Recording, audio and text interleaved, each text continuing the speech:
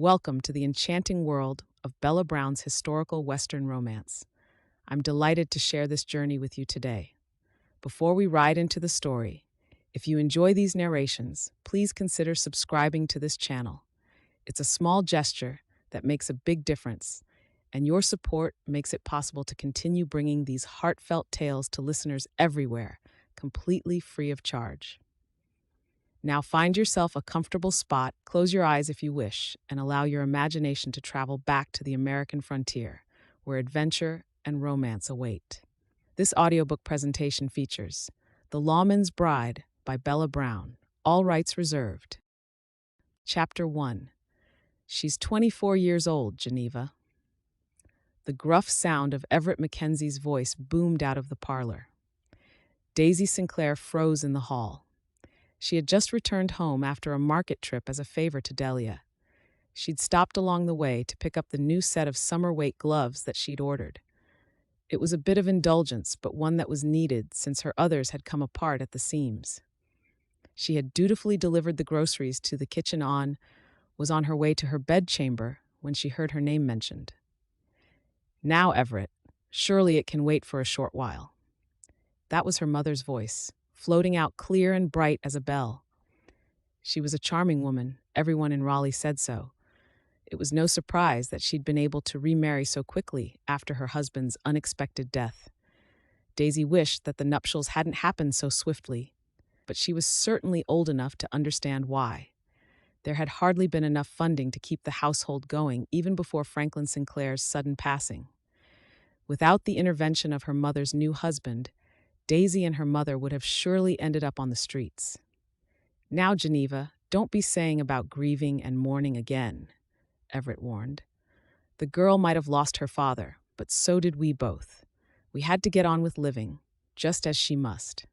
Earl Watson's girl was married at 18. "That was different," Geneva countered softly. "The two of them had known each other their whole lives. They'd been expected to marry since they were children." Fine, Everett groused.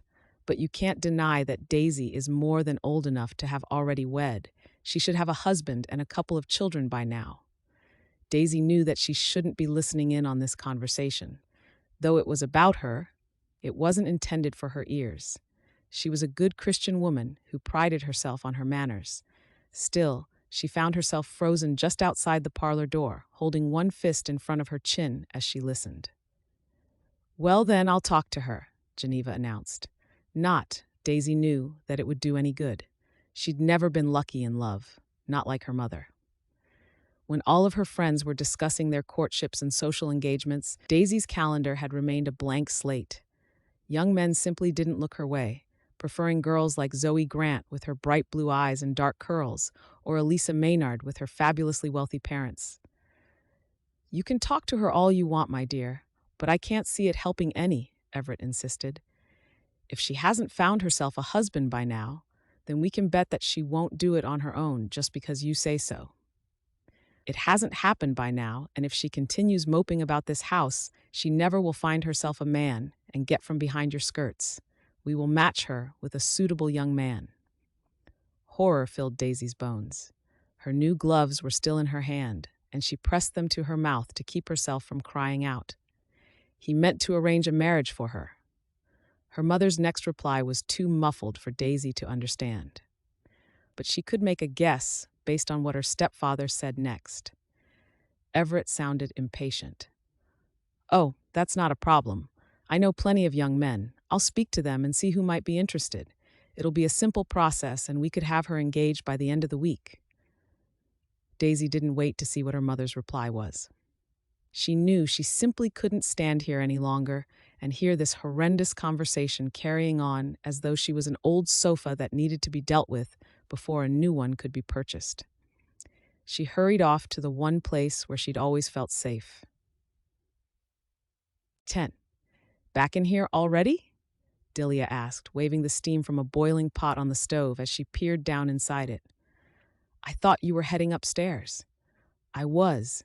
Unsure of how to even continue, Daisy sank into one of the kitchen chairs. Delia straightened, eyeing her critically. She set her wooden spoon to the side and wiped her hands on her apron before coming to stand beside Daisy's chair. "What's the matter with you? A fever?" She pressed her big, soft hand against Daisy's forehead. Daisy felt sick, all right, but not the same kind of sickness that the old cook was concerned about. Daisy let the old woman hold her hand there on her forehead for a while, taking comfort in it. "No, Delia, nothing like that. It seems that he means to marry me off to someone of his choosing." "Is that so?" The straightforward tone told Daisy that there was no need to define whom she meant as he. Delia had worked for Daisy's father more almost 3 decades, and the changes that Everett Mackenzie had implemented since he'd claimed the house as his own hadn't sat well with her. Daisy recalled the exchange she'd heard to the cook.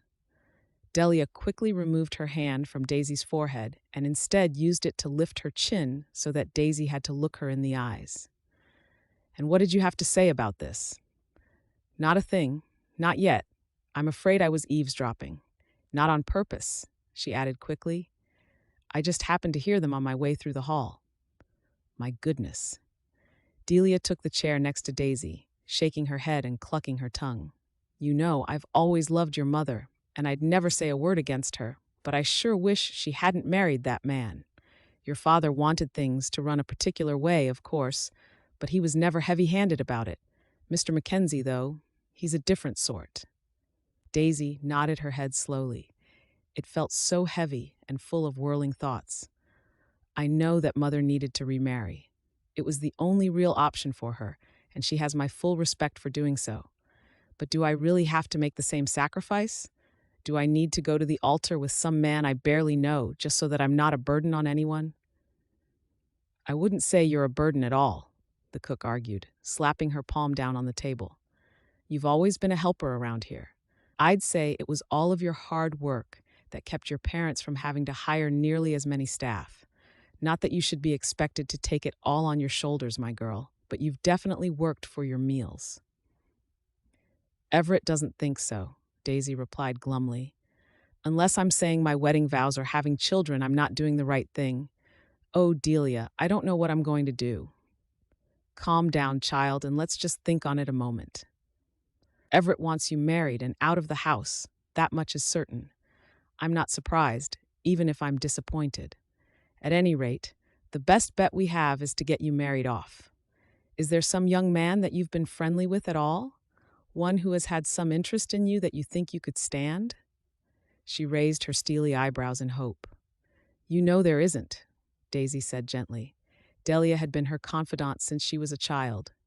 Many a conversation had been shared over a table of rising dough or a pot of stewing tomatoes.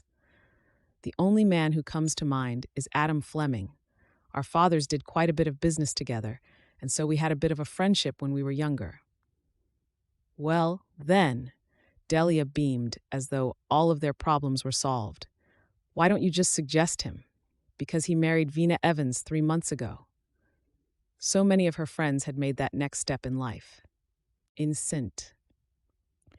Daisy hadn't been particularly jealous of them for that before, but she certainly wished she wasn't dealing with the problem in this way. "And what about the suitors that Everett is suggesting? Do you know some of them? Maybe there's one who's not so bad?" Delia pressed. "I don't think I've met any of them. There might have been some at the wedding, but I wasn't exactly in the mood for a party at the time." The grief over her father's passing had still been too fresh for her to bother looking for a groom for herself. "Now, don't despair," Delia reminded her, patting Daisy's shoulder with one hand, the fingers on her other hand tapping her chin thoughtfully. "We'll think of something." The two of them sat in silence for a moment. Daisy was trying to think of a solution, but her mind only wanted to return to the discussion between her mother and Everett. Were they still discussing it? Would her mother talk him out of it, at least for now? She might have if the circumstances were different, but Geneva was relying on him for his money and his position. There was little she could say or do against Everett if she wanted to continue her current lifestyle. "You know," Delia said slowly, "there was a girl who was coming to church. She found herself a husband out west." "Out west?" Daisy echoed. "How am I to do that? I don't know anyone."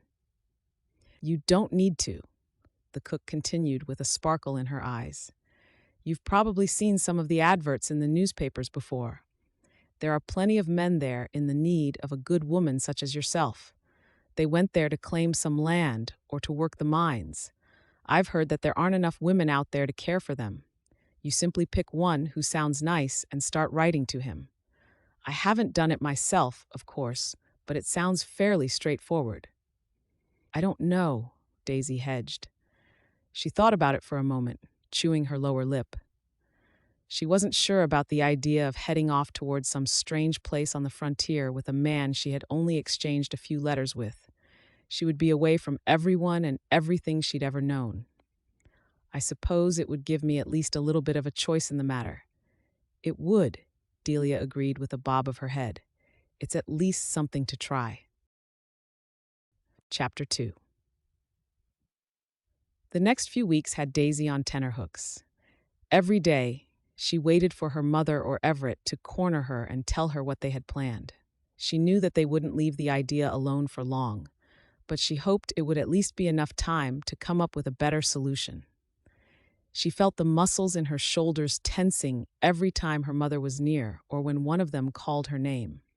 Once, when Everett summoned her to his study, she thought that he'd have some suitor in there waiting to pounce on her. As it was, he'd needed ink for his well as he'd run out. She'd set the small jar on his desk and fled the room in relief, though she knew that her respite wouldn't last. "Daisy, come down to the drawing room, dear." Her mother's voice outside her bedroom door had Daisy sitting bolt upright, and she met her gaze in the mirror. Her dark eyes were wide and frightful, and the discoloration underneath them showed that she hadn't slept well recently. Would they notice? Would they care if all they wanted was to be rid of her? There was a chance, of course, that this would be another simple task, and that the injection of anxiety could be for nothing. Carefully repining a section of her chestnut hair, Daisy stood up straight in the mirror. She jutted out her chin and widened her shoulders. "I'm not going to do it," she said quietly to her reflection. "I won't marry a man of your choosing." Even only to herself, Daisy could see the weakness behind all the posturing. She had never been one to stand up to authority, and they wouldn't be very pleased if she did so now. Her eyes drifted over to the top drawer of her vanity. She opened it, pulling out the most recent of the letters she'd received from Hobart Waters. Her friends had all spoken of how wonderful and uplifted they'd felt as they'd fallen in love with their husbands-to-be. They'd been so giddy they could hardly stay on their feet. Daisy didn't feel any of that when she read Hobart's letters, although he seemed like a nice enough man. She knew, though, that she wouldn't be able to wait for love. She'd have to settle for someone who was at least of her own choosing, and it would have to be good enough. "You wanted to see me?" she asked politely as she stepped into the drawing room. Her sense of impending doom increased when she met her mother's gaze. Everett surveyed them from his armchair in his superior way. Daisy was relieved to find that at least they hadn't gone ahead and summoned some poor soul to be present to witness this humiliation. "Yes, dear, have a seat." Geneva looked prim and proper as always, with her dark hair piled artfully on top of her head. The high neck on her dark blue dress emphasized her slim figure and her pale skin. It was only the flutter of uncertainty that passed through her eyes when she glanced at Everett that let Daisy know that her mother wasn't quite as confident of this as Everett was. Geneva gently cleared her throat. "Your stepfather and I believe that it's far past time that you should have wed. We know that you've been grieving, and so we've tried to give you some time, but we really must do something about this.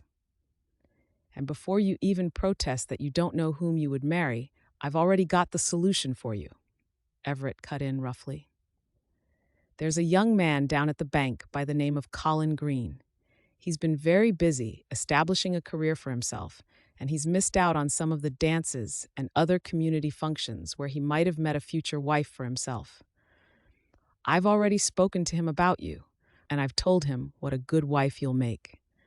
That was more of a compliment than Daisy had imagined she'd get. "Thank you, but—" "And it's a simple matter, really," Everett continued as though she hadn't spoken. "We'll have him over for dinner Friday evening." "Won't that be a nice way for the two of you to get to know each other?" her mother asked excitedly. Not that you can take your time, Daisy. You've dallied far too long, and if you wait any longer, it'll be impossible to get you married off at all. Colin needs a wife, and you need a husband.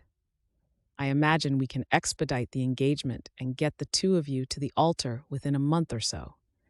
Daisy's eyes widened. Though she'd been expecting something like this, it was entirely different to hear it said directly to her face. She lifted her chin as she'd done upstairs, hoping that they would believe her confidence, even if she didn't. That's very kind of you, Everett, but I'm afraid I'll have to decline. His dark brows came together like a thunderstorm. He set his pipe down with a clatter on the little side table, spilling ashes. You don't have the choice, girl. Please let me explain. She forced a small smile, which wasn't entirely false. It did amuse her to know that she'd worked around this before it had come to fruition.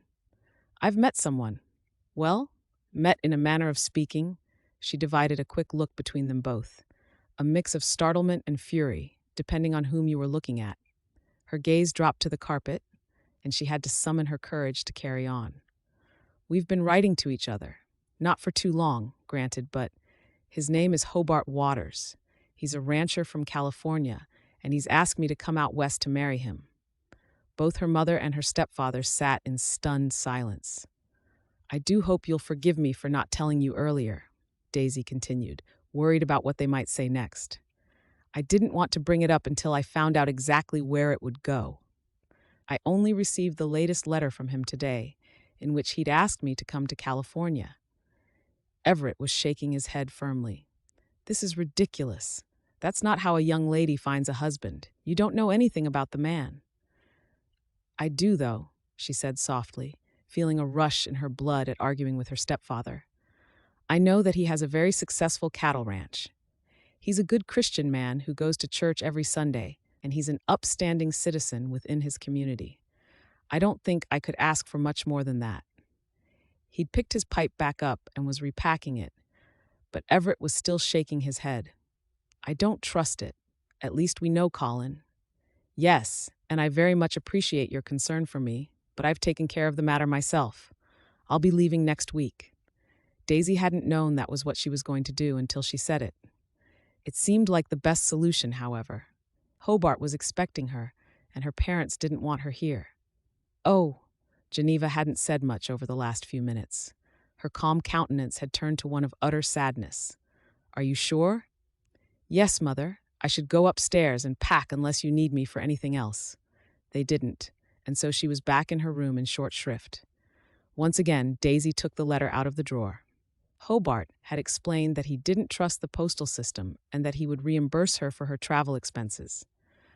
A small part of her wished that he cared about her enough to send the travel fees for her. The same part of her longed to fall hopelessly and utterly in love, to be whisked off her feet, but that wasn't meant to be, and Hobart presented a good argument for her paying her for her own travel. There were, according to him, too many thieves along the route that might steal the money before it ever got to her. It shocked Daisy to think that was the case, and it made her worry about taking this trip at all. But he was the one experienced in these things. He knew best. She took a long look around her room and decided she might as well start packing. Chapter 3. Daisy's eyelids drooped, but she knew she couldn't sleep.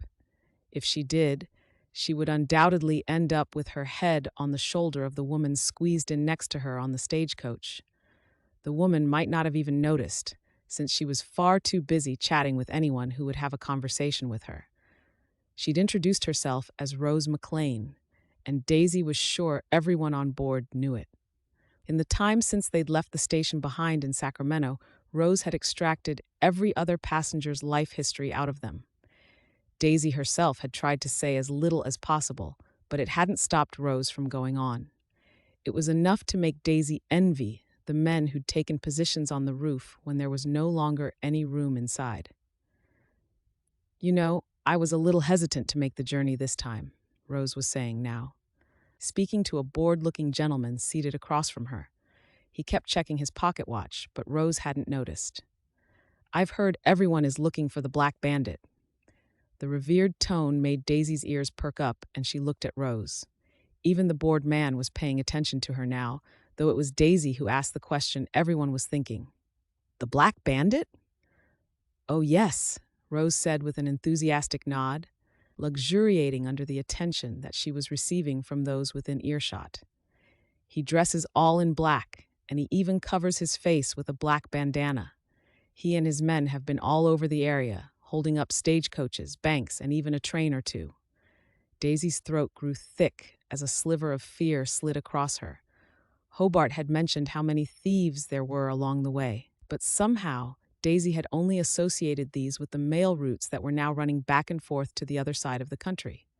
You don't think there's any danger to us, do you? There's simply no telling, Rose announced. I decided, however, that I couldn't let some strange man who might or might not point a gun at me rule my life. I was going to see my sister and trust in the Lord to keep me safe. Yes, right? Daisy nodded and said a silent prayer of her own. After all, Hobart wouldn't have had her come all this way if he didn't think it was safe. The afternoon waned on. They wouldn't be reaching the small town of Oakbend until almost nightfall. Despite the constant rocking of the stagecoach and the cramped conditions, the heat and the intense sunlight were making Daisy incredibly tired. She thought, perhaps, she might be able to doze just a little bit if she kept her head to the left, where it wouldn't fall over onto Rose's shoulder. A sudden jolt of the carriage startled her awake as soon as she drifted off. Daisy looked out the window, wondering if they'd already reached their destination. No town was in sight, however. She saw only a grassy meadow dotted with trees. The stagecoach, however, was definitely slowing down. "What's going on?" the gentleman across from them demanded, rapping his knuckles against the roof of the coach to get the driver's attention. "What's this all about?" The door jerked open just as the wheels stopped. The silver barrel of a gun glinted in the sunlight as it was used by its owner to wave the passengers into motion. "Everyone out," the gruff voice boomed. "Now. Oh no, oh my dear Lord. This is it." Rose fretted as she tried to gather up her skirts. "I told Lily that it wasn't safe to travel right now and that I should stay home, but she insisted." "Come on, you rough old sow," the voice growled. "I'd hate for you to be the reason for everyone else here to lose their life." "I'm coming," she sobbed as she clambered down. Daisy followed her, being sure to keep her eyes on the ground. The man was fierce enough, and she didn't want him to shout at her, too. She willed her knees to hold her up, and she met the dusty ground. Every part of her body was shaking, all the way down to her bones, as she huddled in a group with the other passengers. A few of the women were sobbing softly. The man with the gun was dressed all in black, with a black cloth tied over his face. It left only his eyes visible, but these were in the shadow of a black hat. "Get through all the luggage," he commanded, and several other men began rifling through the property, throwing it around in their haste. "Check all the compartments and under the seats." Terrified, Daisy watched as the other men tore apart the stagecoach. They ripped open valises, spilling clothing onto the ground as they searched for valuables. She huddled near the driver, the only one who seemed somewhat calm under the circumstances. He was a friendly fellow who'd introduced himself as Mr. Miller when they'd left Sacramento. "Are we going to be all right?" she whispered to him. "You just do whatever they say, young lady," he mumbled back quietly, making his thick mustache quiver. "This is a dangerous group of criminals. I think we've got the Black Bandit himself." She'd already been afraid, but a new stab of fear pierced her heart. "Are you sure?" "They're professionals, that's for sure," Mr. Miller replied. "Do you see the sackcloth tied around their feet and the horses' hooves? It's so the US Marshals won't know how many of them there were." "But wouldn't we be witnesses as to that?" Daisy questioned automatically. "Let's just hope so." The grim meaning behind his statement wasn't lost on her, and Daisy felt her insides roiling with terror. Maybe it would have been better if she'd just stayed in Raleigh. She should have just married Colin from Everett's Bank. It wouldn't have been a marriage of love, but at least she would be alive. For a moment, she took comfort in knowing that she didn't have anything particularly valuable for the thieves to want. Then she realized that might make them angry with her. His men were occupied with the coach, and the man in black turned to them. He shoved a sack at the gentleman with the pocket watch. "I want all your jewelry, money, watches, anything in that bag. All of you, faster, and quit that sniveling." Even in the shade of his hat brim, his dark eyes glittered in the sun as he watched them all. His evil gaze made Daisy shiver despite the heat. She unpinned the small pearl brooch with shaking fingers. "Please," Rose was saying, "you can't take my necklace. It was my mother's, and her mother's before her. It's a family heirloom. It means a lot to us, but it wouldn't be worth a penny to anyone else." She pressed her hand on top of the pendant in question. "That's for me to judge," the robber snarled. When she still didn't respond, he reached out to snatch the chain off her neck. "Now hold on." Mr. Miller stepped forward. "I know I can't stop you from robbing us blind, but you ought to at least be respectful enough not to assault the lady." A sharp noise that Daisy guessed was a laugh issued from the man's throat. "You think so, huh?" "Yes," the driver asserted. "I most certainly do." "Then I guess you're not very smart." In one quick motion, the man's arm shot forward. Daisy's scream was trapped in her throat as the gunman wrapped his arm around Daisy and dragged her against him, pinning her back against his chest. "I'll just hold on to her as a little bit of an insurance policy to make sure you don't do anything stupid." Daisy choked back her cries as she felt the pressure of his arm against his collarbone. This couldn't be happening. She was supposed to be heading toward wedded bliss, not certain death. "Easy, fella," Mr. Miller said. "There's no need to do anything extreme." "We're all done, boss," a man's voice called out. The man in black began backing up slowly, still holding Daisy against him. She struggled to keep her footing, stumbling along the rough ground. "You've got what you want," the driver pleaded. "Let the young lady go, Sonny. None of us will give you any more trouble." There was that short laugh again. "You're right. I do have what I want, right here." Daisy whispered as the man nuzzled her neck. "I think I might just take her with me, too." Panic bloomed inside her chest as her feet scrambled for purchase on the ground when he hauled her backward again. Daisy didn't know what it would mean if this man did what he said, but she knew she couldn't even imagine anything so terrible. She was helpless, her arms held in place by his strong grip. The driver took a step towards her, and the ruffian pointed the gun at him. Words were exchanged, but she didn't hear a word that they said. Blood pounded in her ears as she realized that there was no one to help her. It was up to her. Her fingers flexed around the vice-like grip of his forearm against her throat. Quick as a snake, she bit down as hard as she could onto the man's scarred wrist. She clamped down harder even as his pained bellows filled her ears. She was flung to the ground, and pain ricocheted into her hip where she landed on the hard ground. Daisy heard the vicious string of curses, but the whole world was spinning around her.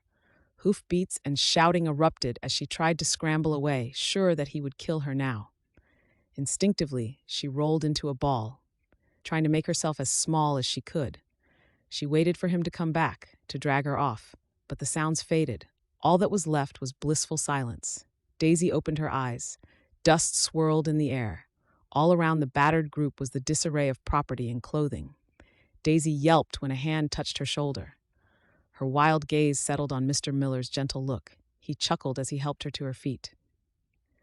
"Well, miss, didn't you do a fine job?" Chapter 4. "I'll need you to tell me everything you can remember."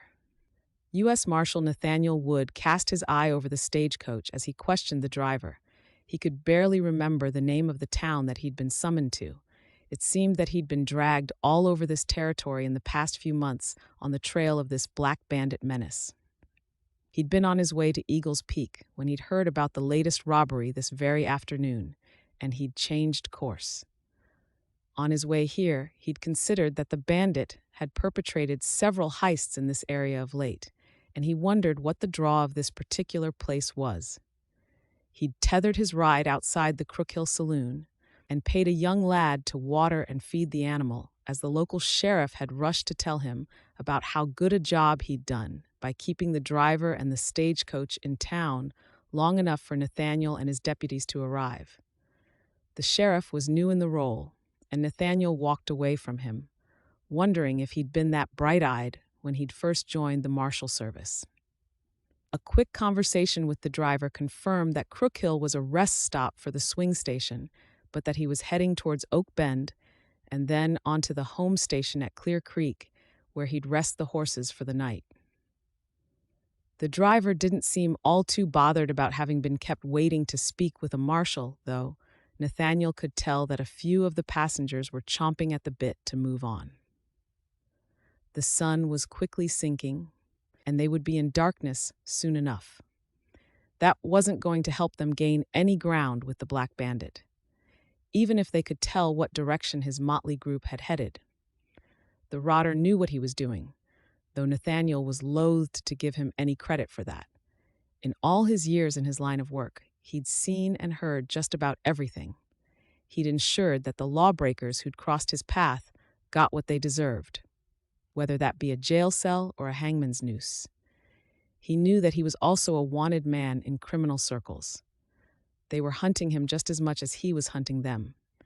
He knew that one day he'd come off worse during a gunfight or find himself falling foul of an outlaw.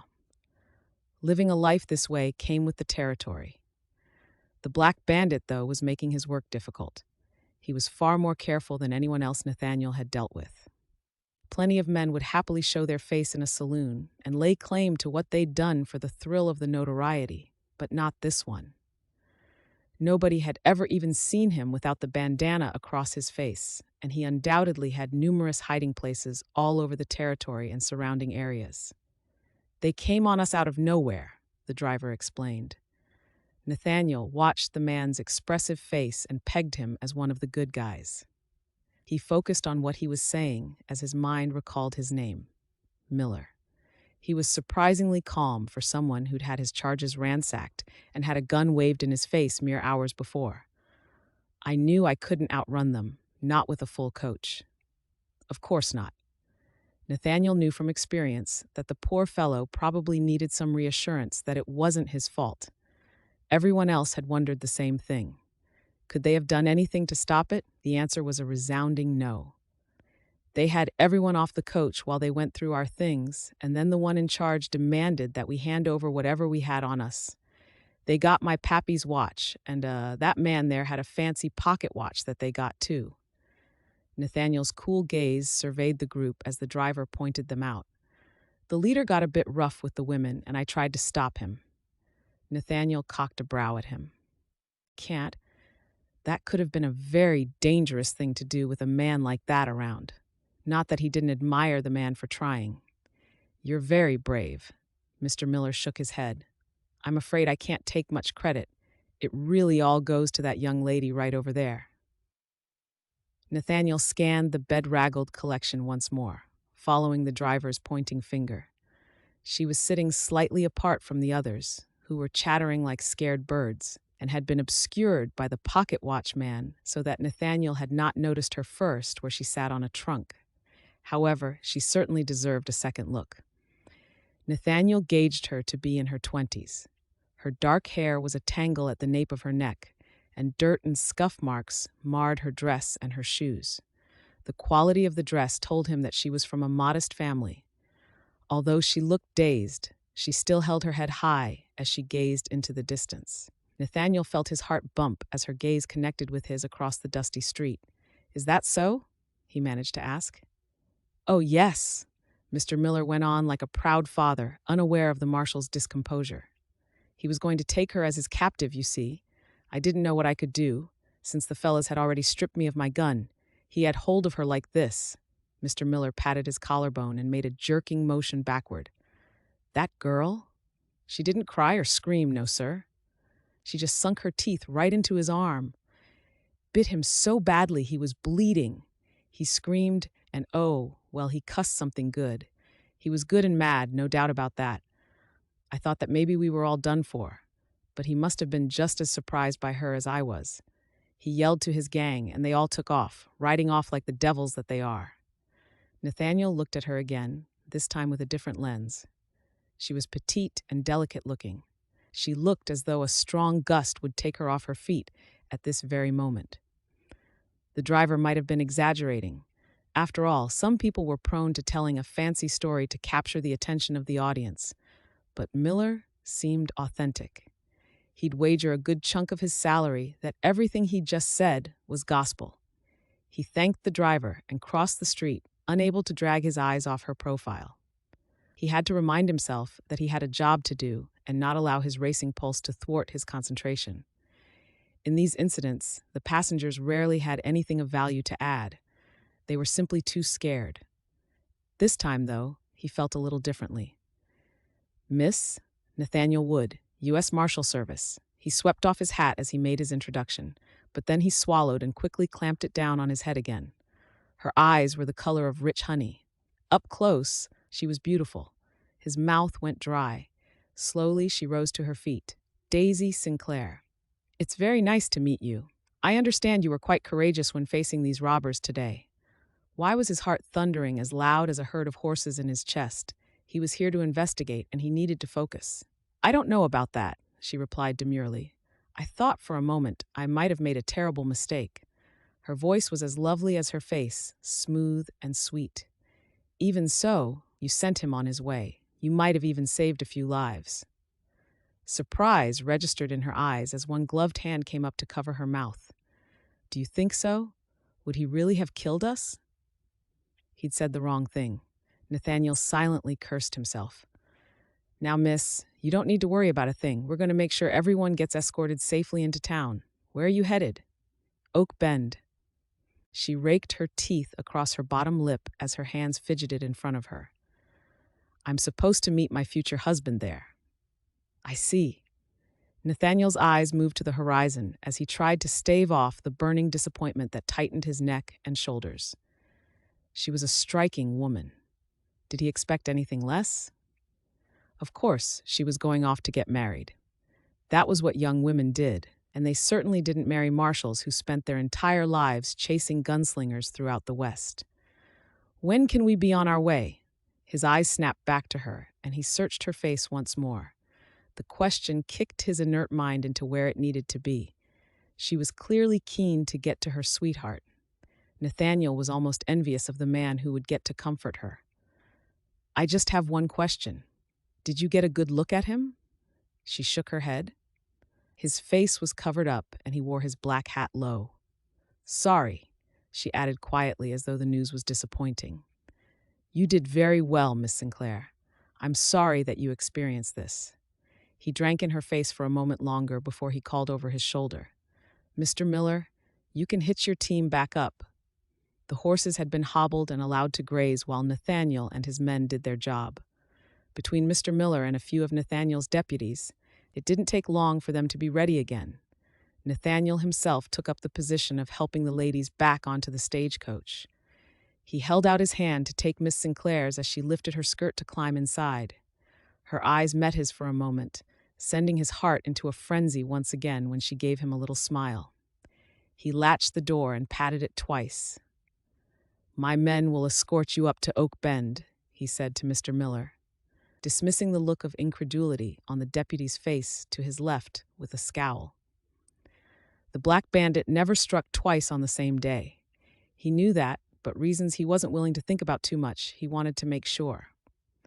The driver was delighted with the posse accompanying his stagecoach. He rode behind and just to the side of the stagecoach as they finished the journey into Oakbend. Nathaniel watched the horizon for any further sign of trouble, though he knew he wouldn't be seeing it. He was almost certain that his deputies thought he'd taken leave of his senses. Maybe he had, he thought, his eyes searching for the silhouette of Daisy Sinclair through the window of the stagecoach. Just for a moment, he studied her and wondered if she was aware that she'd fought off one of the vilest criminals in the area. Chapter 5. When Daisy opened her eyes the next morning, it took her a moment to figure out where she was. The beadboard ceiling overhead wasn't familiar, and neither was the patchwork coverlet. The room was warm and stuffy, and when she turned to the window with thoughts of opening it, she didn't recognize the scenery through it any more than she did anything else. In a flood, everything suddenly came back to her as she sat up. It made her dizzy enough that she wanted to lie right back down again, but Daisy knew she would never get out of bed if she did that. The train ride out to California had been hectic and long, and she thought she'd finally started on the last leg of her journey when she'd bought her passage onto the stagecoach. Of course, everything had gone entirely wrong with that. Forcing herself to her feet, Daisy washed in the chipped bowl and pitcher that had been set up on a small vanity in the corner. The morning light did little to help her see her face in the foggy mirror as she brushed out her hair. She wished that the entire incident with the black bandit had never happened. It had been terrifying to be forced out of the coach at gunpoint, and it had been even worse when that dreadful bandit had made to take her with him as part of his stolen bounty. Daisy grimaced as she remembered the salty, dusty taste of his skin when she'd bitten him. The man had deserved it, but she was still paying for it. Daisy rinsed her mouth once again before she finished with her hair. She'd been exhausted and frustrated by the time the US Marshal and his deputies had escorted the group into Oakbend, and she'd consoled herself with the idea that she would have the stronghold of her betrothed around her by the end of such a traumatic day, except that Hobart Waters hadn't been waiting at the swing station. Daisy could understand it, considering how far behind schedule they were after the robbery, but she hadn't been able to stop the wave of disappointment that had swept over her at finding out that she was alone. There was no place for her to go. She didn't know a soul here. Everett had been suspicious of her plan to come out to California, and at that moment, Daisy had been inclined to think he was right. "Don't you worry too much, miss." Nathaniel Wood's deep brown eyes had met hers kindly. "I'm sure all of this has set a few things off kilter. I'll take you over to the bed and breakfast. You'll have a roof over your head for the night, and then you can find your Mr. Waters in the morning." Daisy had found, as she stood there in front of the swing station looking up at him, that she'd almost rather Nathaniel be the man she was here to meet, instead of a stranger whom she'd only become acquainted with through a few letters. Reason quickly returned to her mind, however, and she knew that any soft feelings she might be having for the Marshal right now were only because he'd come along to save them after they'd all been through such a distressing event. "That's very kind of you," Daisy had replied, clenching her jaw to fight back the tears that burned in her eyes. "I'm afraid I don't have any money to stay in such a place, however. Those men took everything I had. I'll have to ask the station master if I could stay here tonight, on a bench or something." "You'll do no such thing." That was the first bit of hardness she'd seen in him since he'd arrived at the scene of the robbery. But his hand was gentle as he closed it around her elbow. "I've met the owner of the lodgings during a recent visit here. Mrs. Philpott is a very understanding woman, and she's not going to turn you right back out onto the street, especially if she knows what's happened." Prosody rate. "I don't want to be a burden on anyone," Daisy had protested. He'd looked down at her then, a wrinkle of concern on his brow. "You won't be." Nathaniel had muttered something to himself after that, which Daisy couldn't quite understand, but it sounded like, "Not in the way you think, anyway." As Daisy tied on her boots, she recalled that Nathaniel had been correct. Mrs. Philpott had kindly taken in Daisy as well as a few others from the coach, not even wanting to hear about how little money she had. Now, you poor soul. You just come right on in here and get settled," the landlady had insisted, slipping into the kitchen to grab a bit of bread and cheese for each of them before sending them off to bed. But anyone's generosity and hospitality could only be taken so far, and as Daisy straightened out her skirt, she knew she would have to find Hobart Waters this very day. She wasn't sure how, as she didn't know the location of his ranch, but perhaps Mrs. Philpott or one of the other travelers would be able to help her. "There she is," the older woman was saying as Daisy came down the stairs. "Daisy, there's someone here to see you, a Mr. Waters." Her heart surged. Daisy had been watching her step, but now she gripped the rail and looked up as a wave of relief washed over her. He was here. Her husband-to-be had come for her. Daisy scanned the room, expecting a friendly gentleman who would inquire after her health and well-being, for surely Mrs. Philpott would have told him what had happened. Instead, she saw only a scruffy man whom the innkeeper gestured toward, sitting in the corner near the window. "Mr. Waters?" she asked meekly as she approached. "I suppose you're Daisy?" He put down his cup as his dark eyes looked up at her. They narrowed slightly as he watched her walk toward him. "You weren't at the station." "No, you see, Yes, I know all about it." He waved an impatient hand at her. "Still, it's made things rather troublesome for me. I've got to get back out to the ranch immediately." "I see. So, we'll be heading to the church right away? I'll need a moment to pack my things." A lump of nerves had risen in her throat. It was one thing to dream of what Hobart would be like once she met him, and to hope that perhaps theirs would end up as a love match after all. Seeing the filthy man in front of her now, one who was already having beer despite the early hour and who slumped over the table without even the smallest modicum of propriety, made Daisy far less sure about the idea of marriage. "I don't have any time for that," he growled. She froze, unsure of what to do. She couldn't simply go off to his ranch with him, not when they weren't yet married and without a chaperone. It would be entirely improper, and she'd made enough sacrifices already. "Then I suppose I should stay here until you're available." Daisy wondered if he heard the tremor in her voice. Hobart opened his mouth as if to argue. He glanced over her shoulder for a moment and then shook his head. "Fine." There was a problem with that plan, however, that Daisy had no way to remedy. "I do hate to ask, especially as we've only just met, but I wonder if you could see your way to paying for my stay. With the wedding delayed, I'm afraid I can't continue to impose on Mrs. Philpott without being able to pay for my room. Everything I had was taken from me when we were robbed." Daisy couldn't explain why, but it hurt her to realize that he'd heard about it all, and yet he hadn't even asked if she was all right. Another growl issued from his throat. "How much is it?" he barked at the landlady. "Mrs." Philpott gave him Daisy's current total, as well as an estimate of what it would cost if she remained for the week. "Dang my melt, lady." Hobart slapped one hand on the table, sending a shaking vibration down the table legs and through the floor before he leaned back to dig in his pocket. "You're the one robbing everyone blind, not the black bandit." Tossing a few crumpled bills on the table, Hobart got to his feet and stomped out the door. Daisy put her hand to her mouth as she watched him go, eyes wide with horror. The cursing alone was shocking enough, but he'd left without saying goodbye to her. Disappointment, hot and fresh, filled her. She whirled as Mrs. Philpott came to scrape the money off the counter.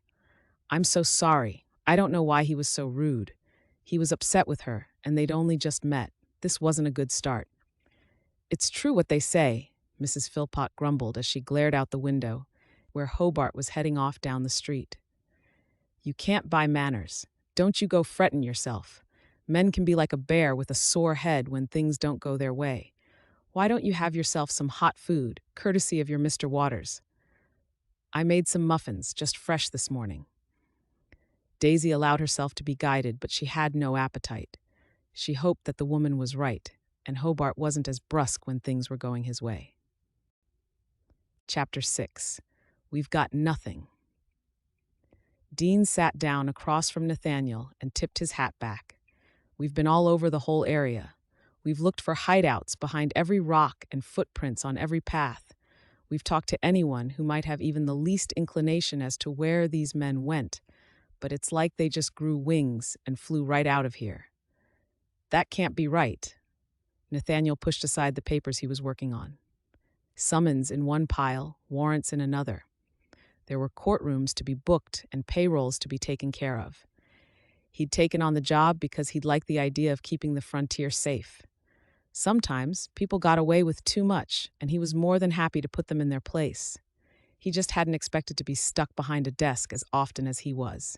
Pushing back in his chair, he rubbed his fingers just above the bridge of his nose.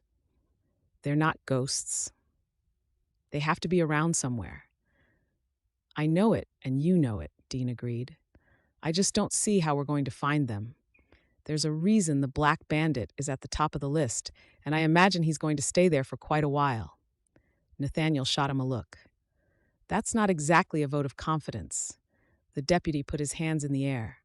"I want him just as badly as you do, Nate. He and the rest of his gang all need to be brought to justice. They've harassed everyone in the county and beyond. I don't think a soul will sleep peacefully until they're behind bars, including me, but it's like we're chasing wind with them." Nathaniel dug his thumbs into his eyes. Dean's frustrations echoed his own. His hands dropped to his hips, and he glanced at the pile of papers on the corner of his desk. Reports and statements documenting the path of destruction that the bandit and his boys had cut through the territory. The pile had long since outgrown the folder that it had started in. He wanted to put the whole lot in the trash. The day that would happen seemed like it would never come. Nathaniel didn't even need to read the file to know all the information inside it. He'd written most of the details himself, and he'd gone back and studied them all. He knew that there were similar compilations of evidence against this gang further afield and in other territories. He didn't even have a name for this rotter. What kind of criminal didn't brag about his accomplishments? The man was an enigma. He rewarded those who were loyal to him well. Those who went against the bandit or his gang didn't live long enough to speak with the people who wanted to catch him. He sighed deeply, looking at his deputy. The only way we're going to get more information is to wait for them to strike again. As much as I don't want that to happen, we have nothing more to go on. True, but it hasn't happened for a few days. That's not like him. Do you think he went to ground for some reason? Maybe worried that young lady might bite him again? Dean folded his hands behind his head as he chuckled. "I don't think we're that lucky," Nathaniel grumbled. Ever since he'd dropped her off with Mrs. Philpott, he'd thought quite a bit about Daisy. There was something about leaving her alone there that hadn't settled well with him, even though she wasn't truly alone at all. There were plenty of other guests at the bed and breakfast, and of course the landlady herself. And Nathaniel had to remind himself, her future husband had probably already claimed her as his by now. The two of them had likely gone off to the church, said their vows, and were settled down on a little ranch somewhere. Life went on for everyone else, except for Nathaniel Wood, who was stuck on the merry dance with an apparition. Chetty, in the Steph Story for 7%. With little other choice, he sat down at his desk and pulled the pile of papers to him. "Make some coffee, would you, Dean? I'm going through this again. There must be something in here to tell us where this fool is." Dean didn't argue, even though Nathaniel had trawled these statements from witnesses many times. Dean said that other souls didn't sleep. Nathaniel couldn't remember a time when he'd not woken up after having slapped irons on this bandit in his dreams. Except for the last few days, the bandit had had company, and Nathaniel had had an urgency to save the dark-eyed beauty too. His mind wouldn't cooperate. It continued to wander back to Daisy. He longed to know if she was faring well after the robbery. He could tell she was a demure woman, but she had enough fire in her to get away from the most villainous man in the area. It was a strange combination, but one that he found intriguing. Her smooth cheeks and dark hair teased him when he knew he should be concentrating on the case. "Nate, we gotta go." Jacob, their newest recruit, came tearing into the office, his face flushed and excitement blazing in his blue eyes. "Slow down, Junior." Dean patted the air, even as Jacob raced around their office grabbing his garb. "No time!" Jacob was dancing on the spot. "It's him!" Nathaniel didn't need any further explanation. He surged to his feet, lifting his hat and weapon in one fluid motion. "Where?" He and his gang hit one of the banks in Sacramento. Nathaniel exchanged a look with Dean. A bank. This one was the first they'd taken in his territory. "Where's Willie?" "Not here. He went out to that body over in Copperhead." "Wait, there's more." Jacob trotted down the steps behind the two older men, his right arm feeling around for the coat he was partway putting on. Nathaniel stopped and Jacob ran into him. "Don't tell me they've got him." It would be unbelievable to show up at the scene of a crime and discover that someone else had managed to catch him. But before he had time to assess how he felt about that, Jacob shook his head and slid his arm into his jacket. "No, boss. No such luck as that. There was a guard. The sheriff there said that it was a new appointment at the bank, and it must have thrown the gang. They couldn't have known that there would be someone armed there. The sheriff claims that the black bandit himself was shot in the leg." Jacob whooped. Nathaniel didn't see the news quite the same way his deputy did, but he had to admit it was good. Whomever the men were who worked for the bandit, They'd always been loyal to him to a fault, protecting him at all costs. As Nathaniel mounted up, he had to wonder if perhaps the gang was finally beginning to fall apart, considering this was the second injury this week. This new incident may not give him much more information, but at least it would be a nice distraction from his ever-present thoughts of Daisy. Chapter 7. "You don't have to do that," Mrs. Philpott reminded her, not for the first time. Daisy looked up from the dirty dishes and smiled. "I don't mind. I used to help our cook all the time." "Is that so?" The innkeeper fetched an onion from a big bin and brought it over to the cutting board. "I'm surprised your parents allowed such a thing. In my experience, those who can afford staff prefer to remain separate from them." "We lived fairly simple. Really," Daisy tried to explain. "I think having Delia around was just something my father agreed to appease my mother. Delia wore many hats at our home, and she had a lot to do with raising me. I was in the kitchen all the time, and I couldn't stand to just sit there and watch her work if I could be helping." "You're a kind soul," Mrs. Philpott commented as she put the chopped onion in a roasting pan with a chicken. "The good Lord blessed us with your kind to make up for all the bad eggs that roam the earth. But," she waggled the chopping knife at her to make her point, "you should be mindful of being too kind out here." She resumed her chopping, and Daisy finished rinsing the pot and set it aside to dry. Mrs. Philpott continued, "People are different from the type of folks that you're used to. Not to say that folks aren't good, but some might take advantage. Of course, you met the worst of the worst when you faced the black bandit. You're going to have to toughen up a bit if you're going to live out here. I'll do my best. Thank you." Daisy continued washing, the words of warning giving her butterflies. They echoed her fears that she'd made a grave error in coming here, and yet there were kind people. The landlady had been nothing but lovely, and then there was Nathaniel. He'd been polite and courteous, much as she was used to back east. "Daisy!" An angry voice sounded from the front room, punching through her thoughts and startling them both. "Are you here?" After exchanging a surprised glance with Mrs. Philpott, Daisy headed out of the kitchen. She quickly spotted Hobart.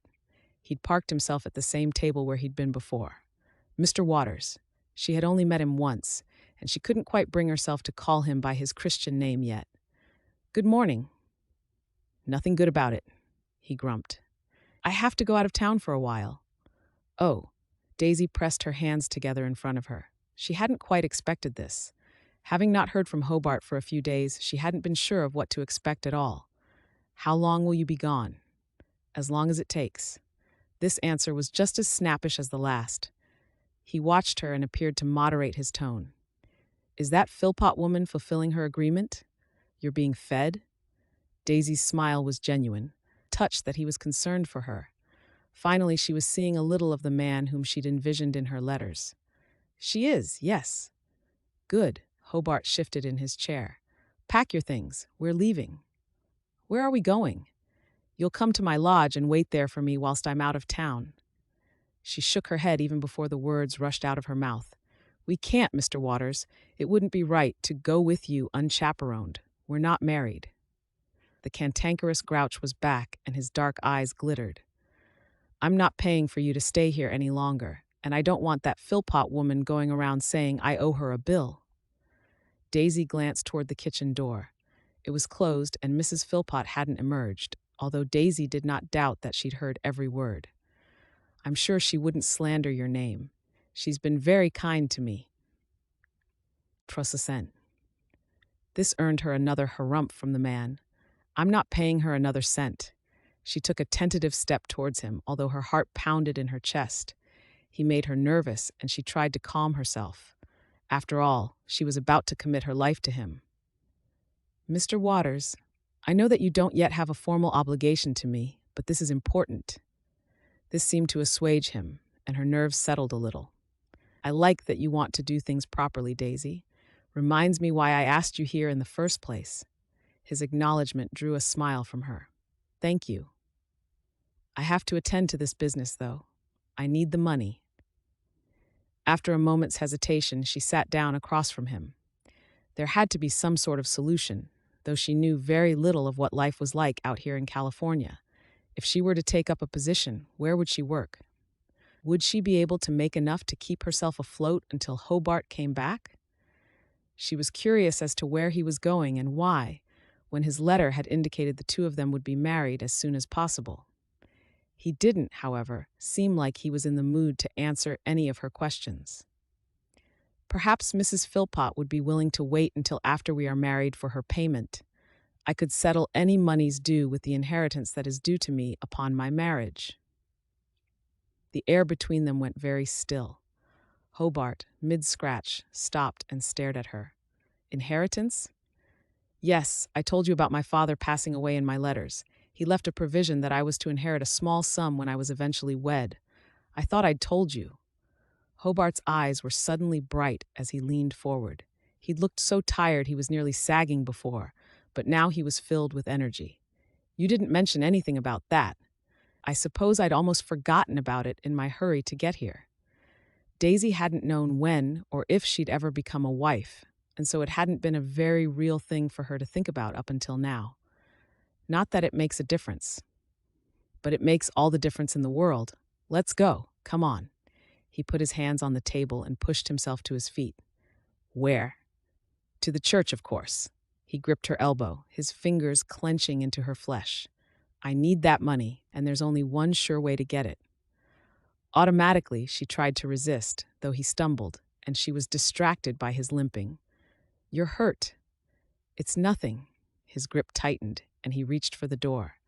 My dang horse threw me, that's all. She cast a look back at the kitchen door.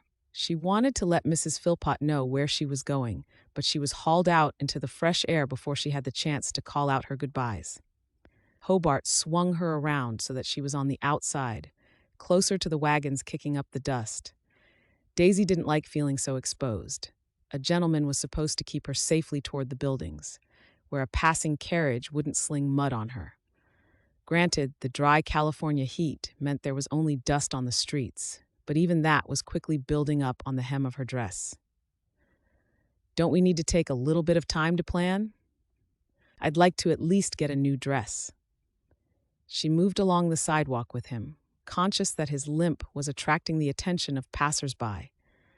She reasoned that she was doing her wifely duty, but marrying so that her husband could take the money. But Hobart Waters had seemed content enough to wait for their marriage until she'd mentioned it. Disappointment filled her when she realized that her wedding wouldn't be the day she'd envisioned. Smiling and laughter, marrying a man who made her feel loved. His eyes didn't move from the surroundings. The one you have is fine. How much are you due? The blunt question threw her. I'm not sure. My stepfather has the paperwork. I'm to write to him and he'll arrange release as he is the agent for my mother. Then we have no time to waste. I need that money. There it was again. Not a we. She leaned back on his grip to slow them down. She wasn't sure she wanted to do this. How do we even know the pastor will be available? Hobart, I'd like to have a true wedding. We don't have to do this today. He stopped and jerked her arm so that she looked at him. Yes, we do. You can get yourself a better dress when that money gets here. Quit being whiny. Right now, we have nothing. You can help us, Daisy. Don't you want to make me happy? She stared at him, pain radiating from where his fingers bit into her. Under his glare, her mouth was dry, and her eyes went hot with unshed tears. She was going to be a wife. That meant putting his needs before hers. She nodded wordlessly. I know the pastor, and he'll do as I ask. Just trust me and let's go. With another yank, he started their movement again. Daisy went along with him, surprised at how difficult it was to keep up with Hobart, considering he had an injured leg. She supposed it was pure determination, and there was no doubt he had that by the bucket. Mrs. Philpott had just been telling her that people out here had to be a little harder, and she supposed that was exactly how Hobart had managed to come all the way out to California to become a rancher. Not just anyone could do such a thing. Still, she felt a swirling inside her as she saw the church's spire come into view. Daisy reminded herself that she hadn't truly wanted to get married at all. This was merely a solution that had kept her from having to marry a man of her stepfather's choosing. If she'd stayed at home, she would still be getting marched to the altar, whether she willed it or not. She straightened her shoulders and tried to be brave. Chapter 8. This could still be a happy ending. Daisy glanced around the interior of the humble little church. It was neat and compact inside, and the scent of wood dust tickled her nose.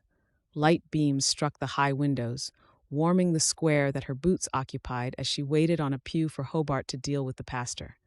Hobart had a ranch. Though Daisy had yet to see it, she was sure that a nice little home in the countryside would be good for her. She'd get fresh air, and there would hopefully be more than enough space for any children the two of them would have. She rubbed absently at her arm where he'd gripped her. Now that she'd had a little time to recover, she mulled over his brutish behavior. Could she truly do this? Could she marry a man who was a virtual stranger? And was it a better option than staying in Raleigh? Frowning, Daisy thought about her mother. She'd written as soon as she'd been settled into the bed and breakfast, making sure that her mother knew she'd arrived safely. This was true, insofar as she had arrived in Oakbend in one piece. For the moment, Daisy had chosen not to tell her about the encounter with the black bandit. It would only make Geneva fuss and worry, and she'd done plenty of that before Daisy had even gotten on the train. Were the two of them happy now that they no longer had the burden of an unwed daughter? She supposed they would be. As for her own happiness, she couldn't be sure. Her skin was clammy, and her vision was going dark around the edges. Her nerves were getting the better of her. The fact that the same thing would be happening if she were marrying Colin Green back home didn't comfort her this time. She wanted only to go back to the bed and breakfast and slide into the little bed that she'd started to think of as her own. All right, we're ready to start. Hobart returned to her. He grabbed her hand and pulled her to her feet. I'm sorry. I just need a minute. Daisy blinked as the world started spinning slowly around her. We've already talked this through, so come on. I'm not a patient man, Daisy. Hobart pulled her toward the altar. Perhaps we need to let the lady sip water. Pastor Walsh had been briefly introduced to her when they'd arrived, and his quiet voice echoed inside her head. Many brides get wedding day jitters. She's fine, Hobart insisted. Let's just get it over with, and then she can rest all she wants. No, Hobart, I don't feel well. Her feet and legs refused to support her, and Daisy tipped toward the floor. A strong arm wrapped around her and hauled her back to a vertical position. The scare was enough that it brought her back, or at least mostly. Daisy sagged against Hobart for support, having no choice since he wouldn't let her sit down. Her heart still fluttered, and she knew it wouldn't take much for her to lose consciousness at this point. Get on with it, Hobart commanded. Mr. Waters, I know you're eager, but I don't feel comfortable doing this unless the young lady can truly be a part of it. I said, get on with the ceremony. Hobart ground out through gritted teeth. You don't want to anger me, Pastor. Yes, right. The man's smooth voice was dotted with anxiety as he opened his Bible in front of him. We are gathered here today. Daisy couldn't hear the rest of it because Hobart was too busy grousing at her. Just stay on your feet, all right? I didn't know you would be this difficult, or else I'd have picked some other woman. The insult was enough to bring tears to her eyes once again. This whole adventure had turned into a miserable experience. She'd been lucky to make it to Oakbend alive, but then her fiancé hadn't been so taken with her that he'd been overcome with joy at her presence. Instead, he'd treated her like she was a pest until she'd told him that marriage to her was a certain way to some funding. Daisy bit back a sob. This was not at all how she'd imagined things. Sorrow mixed with her fear, and she felt herself slipping again. Hobart cursed under his breath as he adjusted his grip on her, making the sleeve of his shirt ride up on his wrist. Daisy couldn't say why, but her eyes landed on that small bit of skin. Her heart stuttered in her throat, and she was back at the stagecoach, terror boiling inside. The arm that had seized her then, the scarred arm that she'd bit, she focused in on it intently as a roar went whooshing through her ears. She no longer saw the church around her, nor did she hear Pastor Walsh droning on. A high, keen shriek filled her ears and replaced the rushing sound. It took her a moment to realize that shriek came from her own throat. "What is wrong with you?" Hobart demanded. But Daisy couldn't answer. She continued to scream as she flailed her arms through the air, knocking a candle off the altar in the process. Her body surged from within as she fought to get away from Hobart. It didn't take much, considering how quickly Daisy had gone from limp and barely conscious to fighting like a bear and screaming like a banshee. She didn't know how, but her legs were working, and they carried her straight back down the aisle and into the street. Daisy burst into the sunlight, a scream strangled in her throat. It blinded her, and she never saw the wall until she hit it. But the wall had a pair of strong arms and a kind voice. "Miss Sinclair, what's the matter?" "Please, you have to help me," she sobbed. "Easy now." The voice was soothing, like honeyed whiskey on a cold night. "Shh, there you go." Daisy leaned back, and her gaze traveled up over the broad chest and the hard jaw, the long, thin nose, and the watchful gaze of Nathaniel Wood. Marshal Wood? Her mouth was finally coming under her control again, now that she was no longer trapped in Hobart's grip. "Yes, it's me, but what the devil has gotten into you?" His eyes searched her face as he continued to hold her up. His hands were strong, but he was careful not to hurt her. "It's him," she finally managed to say, pointing a finger to the door she'd just emerged from. "The Black Bandit." His face moved from stunned to fury in an instant, and those calm eyes whipped into a storm as he scanned the small church. "Go to the sheriff's office," he said, his lips barely moving as he seemed to formulate a plan. "Get yourself to safety. My men will be there." Letting go, Nathaniel whipped his gun from his holster and charged inside. Daisy knew she needed to get out of there, that Nathaniel would need help, but she felt boneless. She took a step or two and then had to lean on a nearby hitch, gulping in some air to lungs that were frozen. She'd expected gunfire, shouting, and sounds of conflict, but there was only silence. A door unlatched, and she looked up. Nathaniel perused the area and reholstered his pistol as he jogged down the stairs. She felt his reassuring hand on her back, rubbing gently. "He's gone. It's okay. You're safe now. Take a deep breath," he crooned softly as her body pumped air in between sobs. Blackness edged into her vision once more. The world tilted, but instead of being pulled about like a doll, she was swept up into his arms. Her head felt too heavy to hold up, and she was grateful to let it fall to his shoulder. She heard him ask the pastor's wife for some water as Nathaniel carried her into the church where it was blissfully cooler and darker. "He's definitely gone," she whispered.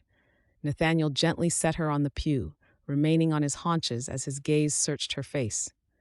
"Yes, ma'am." The glass was pressed into her hand, and she gratefully sipped, the coolness easing her tight throat. Pastor Walsh was sitting in one of the pews, holding a rag to his arm. A timid woman hovered behind him, and Daisy guessed that it must be his wife. She could see the terror that echoed her own reflected in the woman's expression. "I'm so sorry, Marshal. I knew something was wrong, and I tried to stop him from leaving." "That's all right, Pastor. You should get that arm checked by the doc." Nathaniel's gaze moved back to Daisy's face, his eyes searching, a small crease furrowing his brow. "You said you believed that man was the Black Bandit?" "He was the man I bit. The same jagged white scar, the same bite mark that I put there, Marshal." Her voice climbed with conviction. "It was him. He was the one you came here to marry?" Shame washed over her, and her eyes drifted closed. "Yes." He patted her hand, and she opened her eyes when the hand remained there. Somehow, she drew strength from him. She met his gaze and felt relief when the edges of his hard mouth lifted into a smile. "You're safe, Miss Sinclair. None of this is your fault. You weren't to know." His words alleviated her turmoil. "Thank you, Mr. Wood. You've been very brave, Daisy. You've fought him off twice. From what the pastor said, the bandit couldn't hold on to you. I'm afraid I panicked. You did the right thing. He's injured." His praise felt fraudulent. "I'm sure I wouldn't have fared quite so well if he'd been at full strength." Nathaniel waited a moment before he answered. "I've been hunting this man for a while. This is the breakthrough that my team has been waiting for." His thumb was moving softly back and forth on the back of her hand, and she wondered if he was aware that he was doing it. Still, She didn't want to mention it because the rough skin was helping her mind focus on what he was saying instead of what she'd almost just done. She'd almost married a barbaric criminal. "Can you tell me his name?" Her stomach churned. Though she looked at the marshal, all she could see in front of her was that same jagged scar. "Daisy," Nathaniel prompted. Calmly, she held his gaze. "The black bandit's name is Hobart Waters." Chapter 9. "We could have had him." Dean snarled as Jacob confirmed what they'd all suspected, that Hobart Waters had vanished once again. The deputies had been deployed around the town, searching under floorboards and in outhouses, but coming up empty. The sheriff's office had become a makeshift department for them. Paperwork was strewn everywhere, chaos and mugs of half-drunk coffee that resembled tar covering every available surface. Yet Nathaniel felt a renewed vigor. They'd swung by Oakbend on the way back to their main office. He'd used the visit as an excuse to update the sheriff on the bank robbery, not wanting to admit out loud that he'd been unable to resist checking on the welfare of Daisy. Mrs. Philpott had been upset as she'd regaled him with the actions of the odorous fiancé, and Nathaniel has set off for the church, concern giving way to annoyance as he'd walked. His only regret was that he'd not arrived sooner, although perhaps Daisy then wouldn't have spotted the scar until it was too late. "Even with his bum leg," Jacob confirmed, "he's got to run out of lives sooner or later." "We're closer, thanks to Miss Sinclair's bravery." Nathaniel drew their attention to the woman sitting in the corner, and there were grumbles of assent. "We're much closer to him than we were 3 hours ago, men. We have a lot to do. We need to get this information out across the territory and beyond. We'll smoke him out by making him too hot to harbor." Dean wasn't swayed. "Nate, all we have is a name. We don't even know if that's real. He's vanished once more with a half-dozen lawmen not 50 feet away." "We have a physical description of him." Nathaniel ticked off his fingers. "He's broke, he's alone, he's injured, he's probably on foot." "He said he fell off his horse," Daisy said quietly in the background. Nathaniel turned away from his deputy and toward Daisy. He should have already sent her away. She sat with her back ramrod straight, staring out of the window. She'd already sketched a rough drawing of Hobart's scar that resembled a lightning bolt. He'd sat her in the corner with the proviso that he may need to ask her more questions. But the truth was, he just wanted her near him so that he could ensure that she was safe. He wasn't convinced that Waters wouldn't try anything more to hurt her, especially as she was now a material witness to the stagecoach robbery. His protective instincts had kicked in from the moment she'd come running out of the church and slammed into him. Her small form hadn't even been enough to knock him backward, and he'd caught her easily. The terror in her eyes had made him furious. He wanted to protect her at all costs. Hobart had hurt Daisy, and that made Nathaniel want to capture him and inflict pain in retaliation. He was shot in the leg by a guard during a bank heist in Sacramento, Dean informed her after a slight nod from Nate. Oh, just another lie in the long list of many. She looked down at the handkerchief she had crumpled in her hands. It was the worse for wear after catching so many tears and being twisted first one way and then another in her nervous fingers. "I suppose that makes a lot more sense, doesn't it?" Several of the deputies were still out looking for Hobart, but Nathaniel didn't have much hope that anything would turn up. His primary source of information at the moment was Daisy. His chest squeezed as he sat down next to her. "I hate to do this, but I'm going to have to ask you a few questions." "I understand." She wasn't looking at him at all. Her pretty eyes were red-rimmed and full of sorrow as she cast them down on her lap. She looked just as crumpled as her handkerchief. "Did you have any idea that Hobart Waters was the Black Bandit?" It hurt just to say the words, knowing that they implicated that Daisy might have had something to do with it. It was impossible to imagine a woman like her having anything to do with a villain like him, but Nathaniel had to ask anyway. She shook her head ever so slightly. "No, not until just a little bit ago. It was his scar that gave him away, but I can see now that I should have figured it out earlier." "And why is that?" "He's not very nice," Daisy replied simply. That almost made him want to chuckle, as inappropriate as it would be. No, the black bandit certainly wasn't a nice man. Anything else? I don't know. He just reminded me of him, in a way. The robber, I mean. Hobart wasn't at all the man that I expected him to be. He was rude and gruff. His letters were short and succinct. I guess that maybe he wasn't comfortable with words as some people aren't. It doesn't make them any less worthy of love. But he didn't seem to be worried about me at all, even knowing that my stagecoach had been held up. Those aren't the qualities I'd hoped for in a husband. Nathaniel's heart twinged inside his chest. It was full of guilt. He'd ridden into Oakbend conflicted. He'd believed her to be a married woman, though he just wanted one more chance to see her face and hear her voice, to be near her. He'd known it wasn't right. Daisy had come to California to marry. Many times when that happened, the brides headed straight for the church. Nathaniel had every reason to figure that Daisy was already a missus, and therefore he didn't have any right to think of her that way. Now, he'd come back to find that not only wasn't she married, but she was miserable, heartbroken, and terrified. Nathaniel had to wonder if he'd done anything to help cause it. Take comfort in the knowledge that you didn't marry him.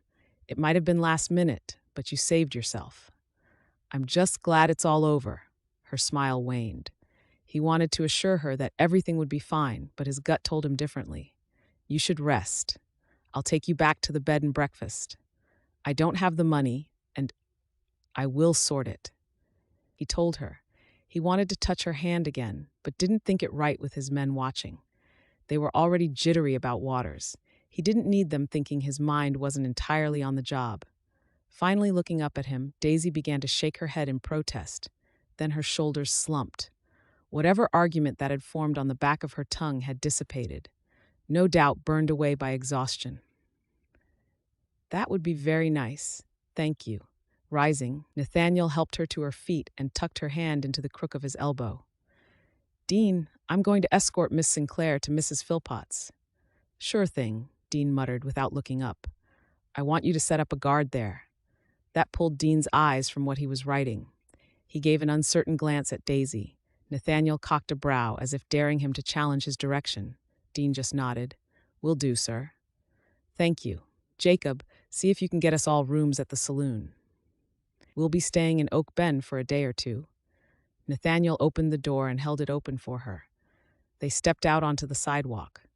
The town was busy, and Nathaniel could almost taste the tension in the air. It must seem out of the ordinary for such a small town to be the focus of a hunt like this. He closed the door and offered her an elbow, feeling a little thrill of satisfaction when she slipped her hand through. It's not necessary to put a guard on duty for me, Daisy said quietly.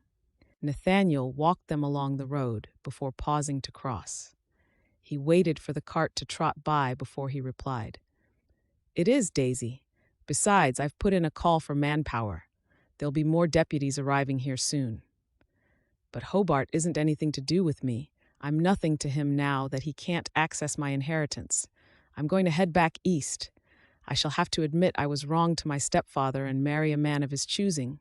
Flee, just as I should have done in the first place. The news filled him with disappointment. He'd been delighted to know that she was unencumbered and held close a desire to get to know her better once everything had settled down. But there would be time to examine that at a later date.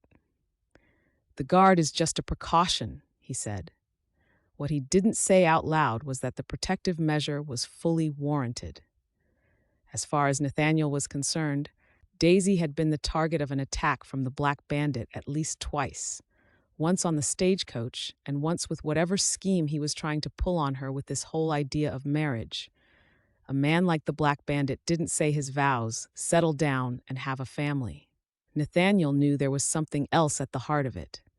Until he knew what it was, though, he wasn't going to say anything to Daisy. Neither was he going to tell her that Nathaniel didn't believe this was all over for her yet. The black bandit would come after her again. Chapter 10. If you keep brushing there, Daisy, you're going to go through the floorboards and hit the dirt, Mrs. Philpot commented. Daisy looked up. She'd been sweeping the floor, but her mind had been elsewhere. Now that the landlady was speaking to her, Daisy realized she'd been sweeping the same spot repeatedly. I'm sorry. Don't apologize. That was a poor attempt at a joke, my dear. I was trying to make you smile.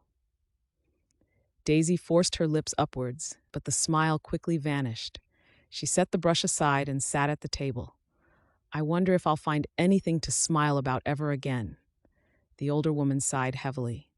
Anyone in your position would be expected to be a little downtrodden.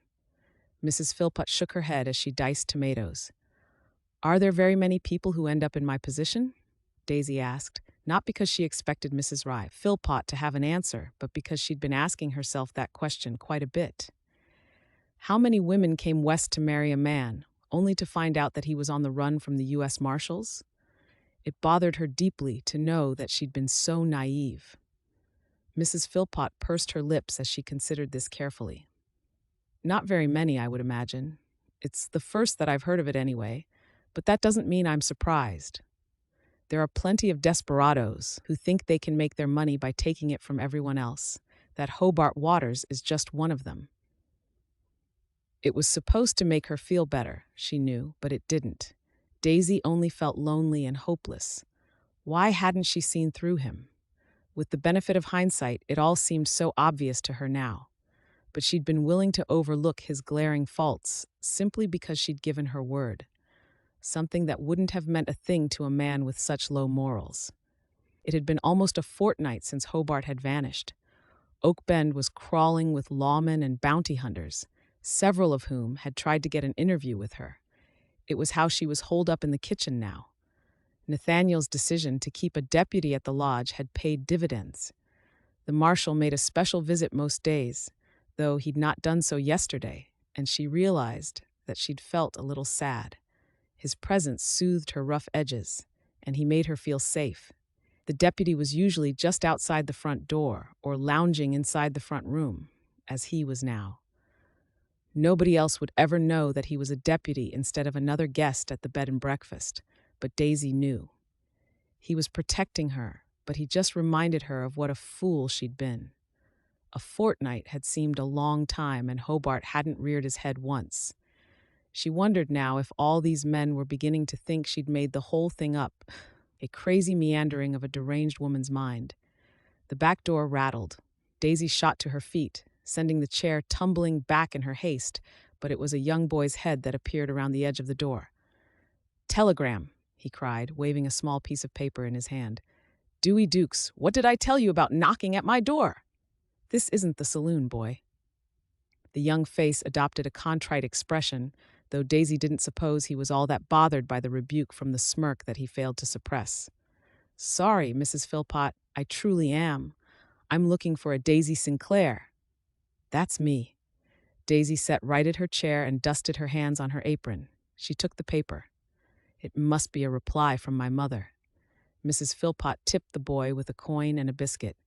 He was already forgotten before the door had even latched closed. She turned eager eyes to Daisy. "Well, is she going to send you the money to come home? Not that I won't miss you terribly, of course."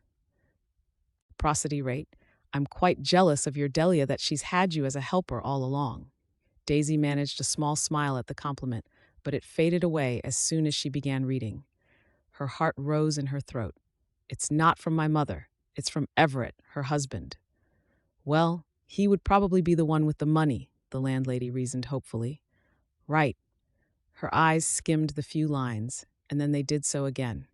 She had shared so much of her trials and tribulations with Mrs. Philpott that she knew she needed to tell her what was happening, but her throat was too dry to speak.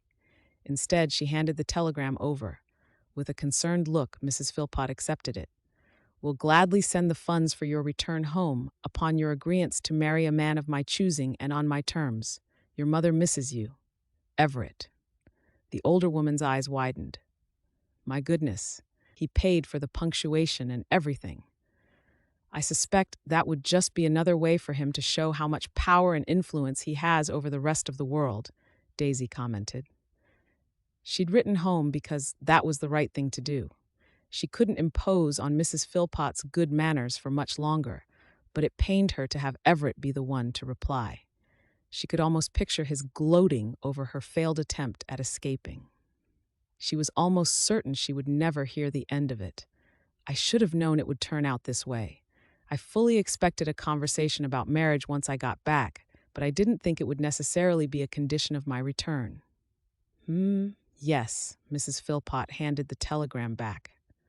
I wish I knew a nice young man that I could introduce you to. Then you might not need to marry at your stepfather's wish, nor even go back to Raleigh. Standing there in the kitchen with her, Daisy realized she was in the same situation she'd been in just before she'd left Raleigh, when Delia had tried to help her find a solution to her problem. The problem was still the same, only now more complicated than ever.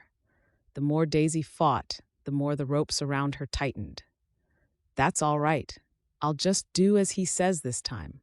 I'll need to reply to him and wait for him to send a ticket. It certainly won't be an expensive telegram. I post the letter accepting his terms today, but it means I'll be here for a little bit yet. It's a small comfort to me, but I'll be happy to have you here. And don't you worry at all about your bill either. Daisy's eyes widened. No, I'll figure out something. When I reply to Everett, I'll ask him for a little more money so that I can pay you. He can consider it an advance on my inheritance. I doubt he'll mind since he knows I'll be getting married and can pay him back. Mrs. Philpott was shaking her head so hard that Daisy doubted if she'd even heard a word of it. Now, stop that. You've done a lot around here, what with sweeping the floor, washing the dishes, and even just keeping me company. You consider that my pay, and with a good tip, too. Daisy was so touched that she could barely hold back her tears. I don't know how to thank you for all your generosity. You don't need to at all. Now, let's work on getting dinner on the table. It'll be a nice distraction for you. Unfortunately, Daisy didn't think there was anything that could truly distract her from her troubles. Chapter 11. Nathaniel looked around as he brought his horse to a halt in front of the bed and breakfast. Everything in Oakbend seemed perfectly peaceful and normal, but it didn't make him feel any better. A desperate man like Hobart Waters would do just about anything to get himself out of hot water. Nathaniel had seen it before. The only question was exactly what Hobart was going to do. Nathaniel had a gut feeling that it would involve Daisy, but he hoped he was wrong. He gave a nod to the deputy, who whittled a small block of wood on the front step, looking as though he just happened to be there. Nathaniel had received regular reports, and he knew that nothing had happened. Yet, when he walked inside, he immediately spotted Daisy. She stood with her back to him, holding a feather duster over her head as she tried to reach the paneling nearest the top of the wall. He had to admire her, not only because of her beauty, but because of her tenacity. He'd tried to see her most days and had stopped coming up with a reason, however flimsy, to visit with her. He'd missed yesterday, following up on a report that Hobart was in Clear Creek, which had turned out to be a drunkard trying to get out of the jail cell a day early by giving them a load of lies. It may have only been a day or two since he'd last seen her, but he took a moment to drink in the sight of her as a man starved. "Do you need any help with that?" he asked, making sure he spoke softly and from a distance so as not to frighten her. Daisy turned and let the feather duster fall to her side. A hint of a smile played on her lips as she shook her head. "You're back." He was a study of people, and he could have sworn she seemed relieved to see him. He held on to that little nugget. "I am, just this moment. I thought I'd call by before heading to the sheriff's office." "Did you find him?" His mouth flattened. "No, another false trail.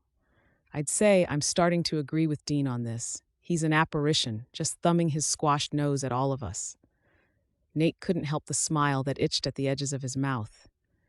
Daisy was sweet as could be, innocent and pure, but there was a sassy streak in her that she let come out every once in a while. Nathaniel had to wonder if it would come out more often if he'd met her under different circumstances. It was just one of the things he liked about her. Impossible. He's flesh and bone, just like the rest of us. She sighed with more than a hint of annoyance. "He's nothing like a sort I've ever come across." "Could you sit with me a moment?" he asked. "I wanted to ask you a few more questions." If she was weary of him asking her, she didn't show it. She left the duster and apparatus on the floor and joined him on the sofa. Up close, he took a moment to bask in her beauty. Daisy, and I do hope I'm correct that we're both on a first-name basis now. I do hate to continue asking you questions about this ordeal. At the moment, however, you seem to be at the heart of it. You have a unique insight into him, more than anyone else. Who's still alive, he wanted to add, but left the unsaid comment hanging in the air. She seemed to understand him and nodded. It's fine. Ask away. There's no lands registered to Hobart Waters anywhere in this area either. Her eyes were wide when they lifted to his. Something else to add to the long list of falsehoods. Did he use any other names? A nickname, perhaps? Other than the letters I gave to you and the conversations I've recounted, we didn't converse. Waters doesn't follow conventional criminals. He hasn't bragged about his accomplishments in saloons. He has a name for himself, but is elusive. It makes your job that much harder then. He nodded, pleased that she understood. I didn't have a chance to see him at the church the other day. My deputies searched for someone wearing the clothes and hat you described, but it didn't give us very much to go on. I'm sorry for that, she replied sincerely. No, please don't be. He didn't want her to be sorry for anything. If anyone should be sorry, it should be him for not catching the deplorable man in the first place. I need to get a more detailed description from you if I could. Not so much about what he was wearing, but about how he looked. Little details, like a mole or a freckle, or if his nose had been broken. Do you see how mine is a bit crooked at the end? Or how my eyes tip down a little on the outside corners? Things like that. Her eyes roved over his face, studying him. Nathan felt his skin prickle with heat under her surveillance, and yet he didn't want her to stop. He could just imagine what he would say about her face if someone asked him. Nathaniel would tell them how her top lip dipped down in a perfect Cupid's bow in the center, and how her brows made a perfect arch above her eyes. I think I can do better than that. Give me just a moment. Daisy stood and went upstairs. He had no idea what this was about. But Nathan was a patient man. He had to be in his line of work. It was about gathering evidence, discerning patterns, and guessing where someone might strike next. He traveled long distances and worked with many people. It all took a lot of time. Even so, he was usually more than eager to move on to the next town, the next case, the next witness. Sitting still made him feel as though he wasn't doing his job. Right now, though, he thought he could sit there and wait for Daisy all afternoon. She could take her time, doing whatever she needed to. In his mind's eyes, he allowed the bed and breakfast to become his own home, one where he and Daisy lived together. He was waiting for her to come downstairs after dressing her hair or minding the children. Nathaniel would take her into her arms and tell her she looked just as beautiful as always. The sound of her boot on the top stair brought him back to reality. None of that could ever happen, definitely not with Daisy. Here you are. She demurely put a piece of paper on the table and slid it over to him. Nathaniel studied the face sketched out in pencil. Did you do this? I had to wait for Mrs. Philpott to buy some charcoal. The artwork was more than worthy of a wanted poster, detailing the hardness in the eyes, the slight angle to the jaw, and yes, even a crooked nose. You're very talented, Daisy. She blushed and ducked her head. Thank you, but I can't say that this is what I would prefer to draw.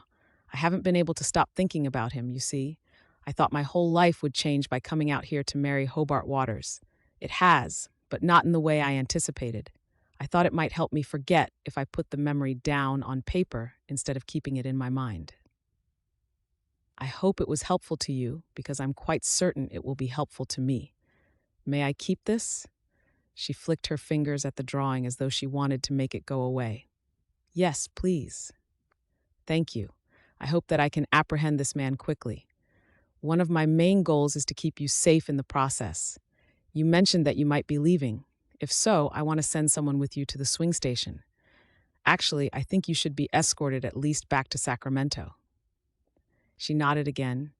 Every now and then, Daisy would open up and talk to him.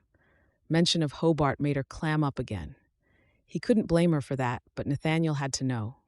Can I ask where you'll be going? A small sigh escaped her rose-pink lips. Back to Raleigh, North Carolina. I see. That's a very long way. Do you have family there? Now those lips tightened and a crease formed on her brow for a moment.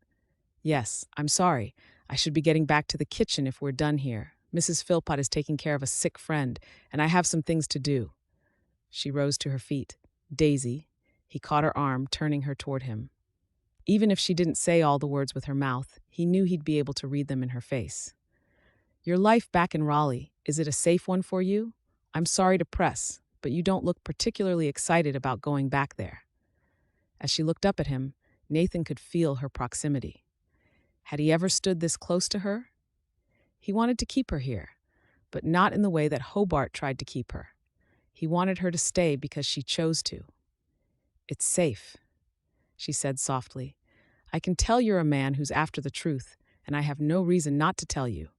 My stepfather has agreed to pay my passage back home, but only if I marry a man of his choosing. Nathaniel's mind and body filled with outrage. She'd already escaped a union with an outlaw, and yet she was being forced to go back and marry some other man. It shouldn't matter to him at all, but it did. Is that what you want? He dared to allow himself to ask. What I want? She echoed. A wry smile twisted up one side of her mouth. It's never really been about what I want, Nathaniel. What I want is kindness and security, a match made out of love and devotion. I want the kind of marriage my parents had before my father passed away. I seem to be destined for the complete opposite, no matter what I try.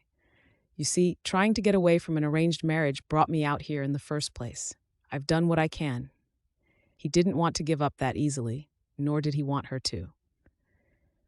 But you're stronger than that, Daisy. I've seen it. How is that? Was that a challenge in her eyes or hope? You didn't let the black bandit take you, nor did you run back home once the stagecoach had been held up, and you knew how dangerous it could be here. You knew Hobart's identity, and you freed yourself. Even just in dusting the paneling, you're carrying on with your life instead of letting it overwhelm you. Desperation took over him as he tried to find a way to let her know just how much courage he saw in her. I would say that I'm resigned, more than strong. She turned away from him then and headed into the kitchen. Nathaniel let her go, suddenly feeling just as resigned to his fate. He could go after her and promise to marry her himself, to give her a married life of love, devotion, and faithfulness. But it would be a lie, not in his intention, but in the execution of it. His job was dangerous, and one that meant he would never be home. He could never settle down and have a wife, especially not one as lovely as Daisy Sinclair. Chapter 12. It's all settled then. Daisy looked at the newly arrived telegram in her hands. It felt as though it was happening to someone else. The words were right there in front of her and very real, yet she still couldn't believe them. Rather, she didn't want to believe them. Mrs. Philpott let out a long sigh. Oh, my dear, that stepfather of yours certainly didn't waste a moment in making this marriage, did he? I have to admit, I was hoping the reply would get lost along the way somehow. Daisy shrugged, resignation pulling her shoulders back down. I'm afraid we weren't that lucky. He's rather tenacious, though. He had to be to marry my mother, so he's not the kind who would give up. He'd rather make sure I was wed than take the risk that I might show up on his doorstep on my own accord and ask to live under his roof again as a single woman. Her grip on the telegram tightened, creasing it. Why was it so terrible that she hadn't yet found a husband? Did her entire life have to depend on a man? And if she did have to marry, then why couldn't it be someone like Nathaniel Wood?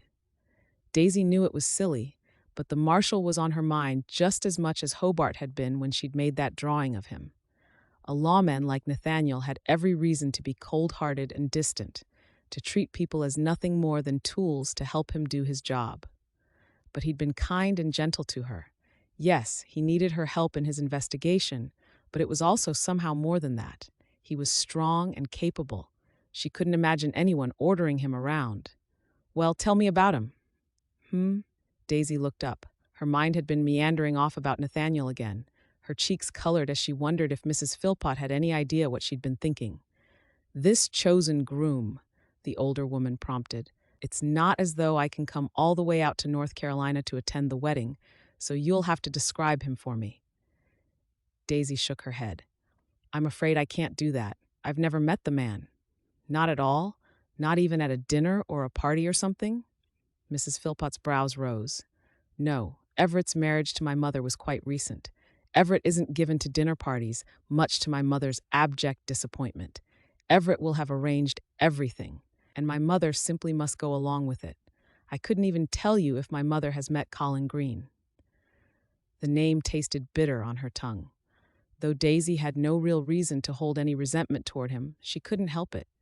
Colin would be her stepfather's pawn, no doubt. He would do everything Everett said, and Daisy would never really have her own life again. In a way, even if he was an upstanding citizen, he was no better than Hobart Waters. Mrs. Philpot clucked her tongue. That is a shame, but it could be worse. There are plenty of marriages that started that way and turned into something wonderful. Was yours one of them? Daisy asked hopefully. She'd heard the landlady go on about what a wonderful man her deceased husband was and how she would never love another. I'm afraid I can't say that. The two of us were smitten as kittens with each other from the moment we met. There was something about him that I couldn't resist if I tried, though I can't say that I even wanted to try. I wanted to drag him off to the church myself, she chuckled. Realizing how little she was helping, Mrs. Philpot composed herself. I don't think it's like that most of the time, though. It was the dull thud followed by the tinkling of broken glass that sobered them both instantly. Daisy held her breath as Mrs. Philpot came to her feet. Was that? Sounded like the front window. Philpot whispered back. Quick, let's hide. And they both faced the door just as the booted steps echoed along the passageway. Too late, Daisy thought, just as the door flew open. It smashed against the wall and shivered on its hinges. Hobart's palm remained flattened against the door. Hello, darlin', he drawled, his mouth hitching on one side. Remember me? Daisy stepped in front of the landlady, her heart slamming in her throat. What do you want, Hobart? His laugh mocked her, and he hobbled further into the room, his gaze roaming the room as though he had all the time in the world. They settled on her. He tilted his head. I'd forgotten just how pretty you are. There's a deputy right outside, Daisy began, but Hobart shook his head. No, there is not. His finger tick-tocked as he sang the words. I took care of him, nice and quick. You know, Daisy darlin', you disappoint me. No wife of mine would entertain a lawman on her porch. She angled her body as he roamed the room, determined to protect Mrs. Philpot. Her throat tightened. She hadn't heard a shot, and she could only hope that Hobart hadn't hurt him too badly.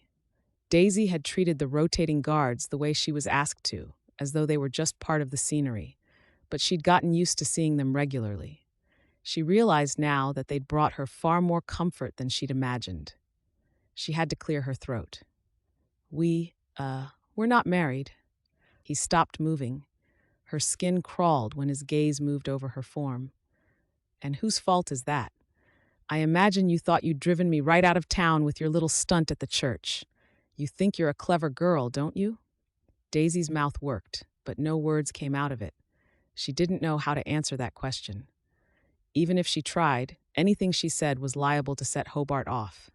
She needed to buy them some time. Surely there was a deputy changeover coming soon. She wanted to check the time, but Hobart had stayed in one spot and the clock was behind her. Why don't you have a seat? She managed to say.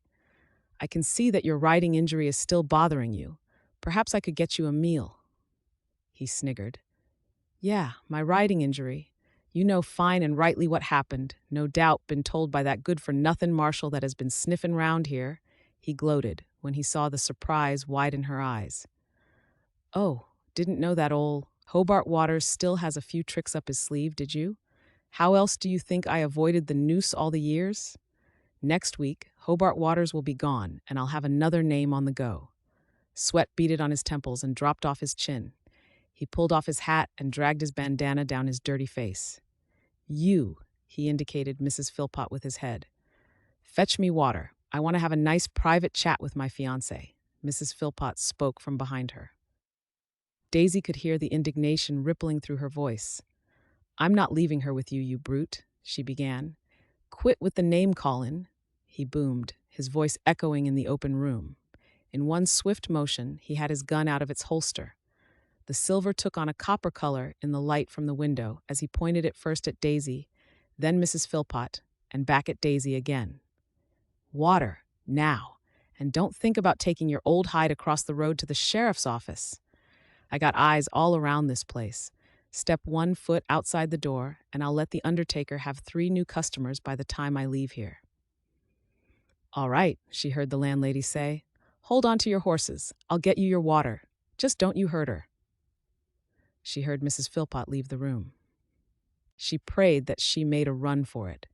She could think more clearly if she didn't have to protect her too. Here we are, Hobart murmured and shuffled toward her. Alone at last, though I recall you wanted to wait, being the good Christian girl that you are. He chuckled at his joke. What do you want, Hobart, or whatever your name is? Do you know how much trouble you've caused me, girl, with your little performance in the church? He moved closer.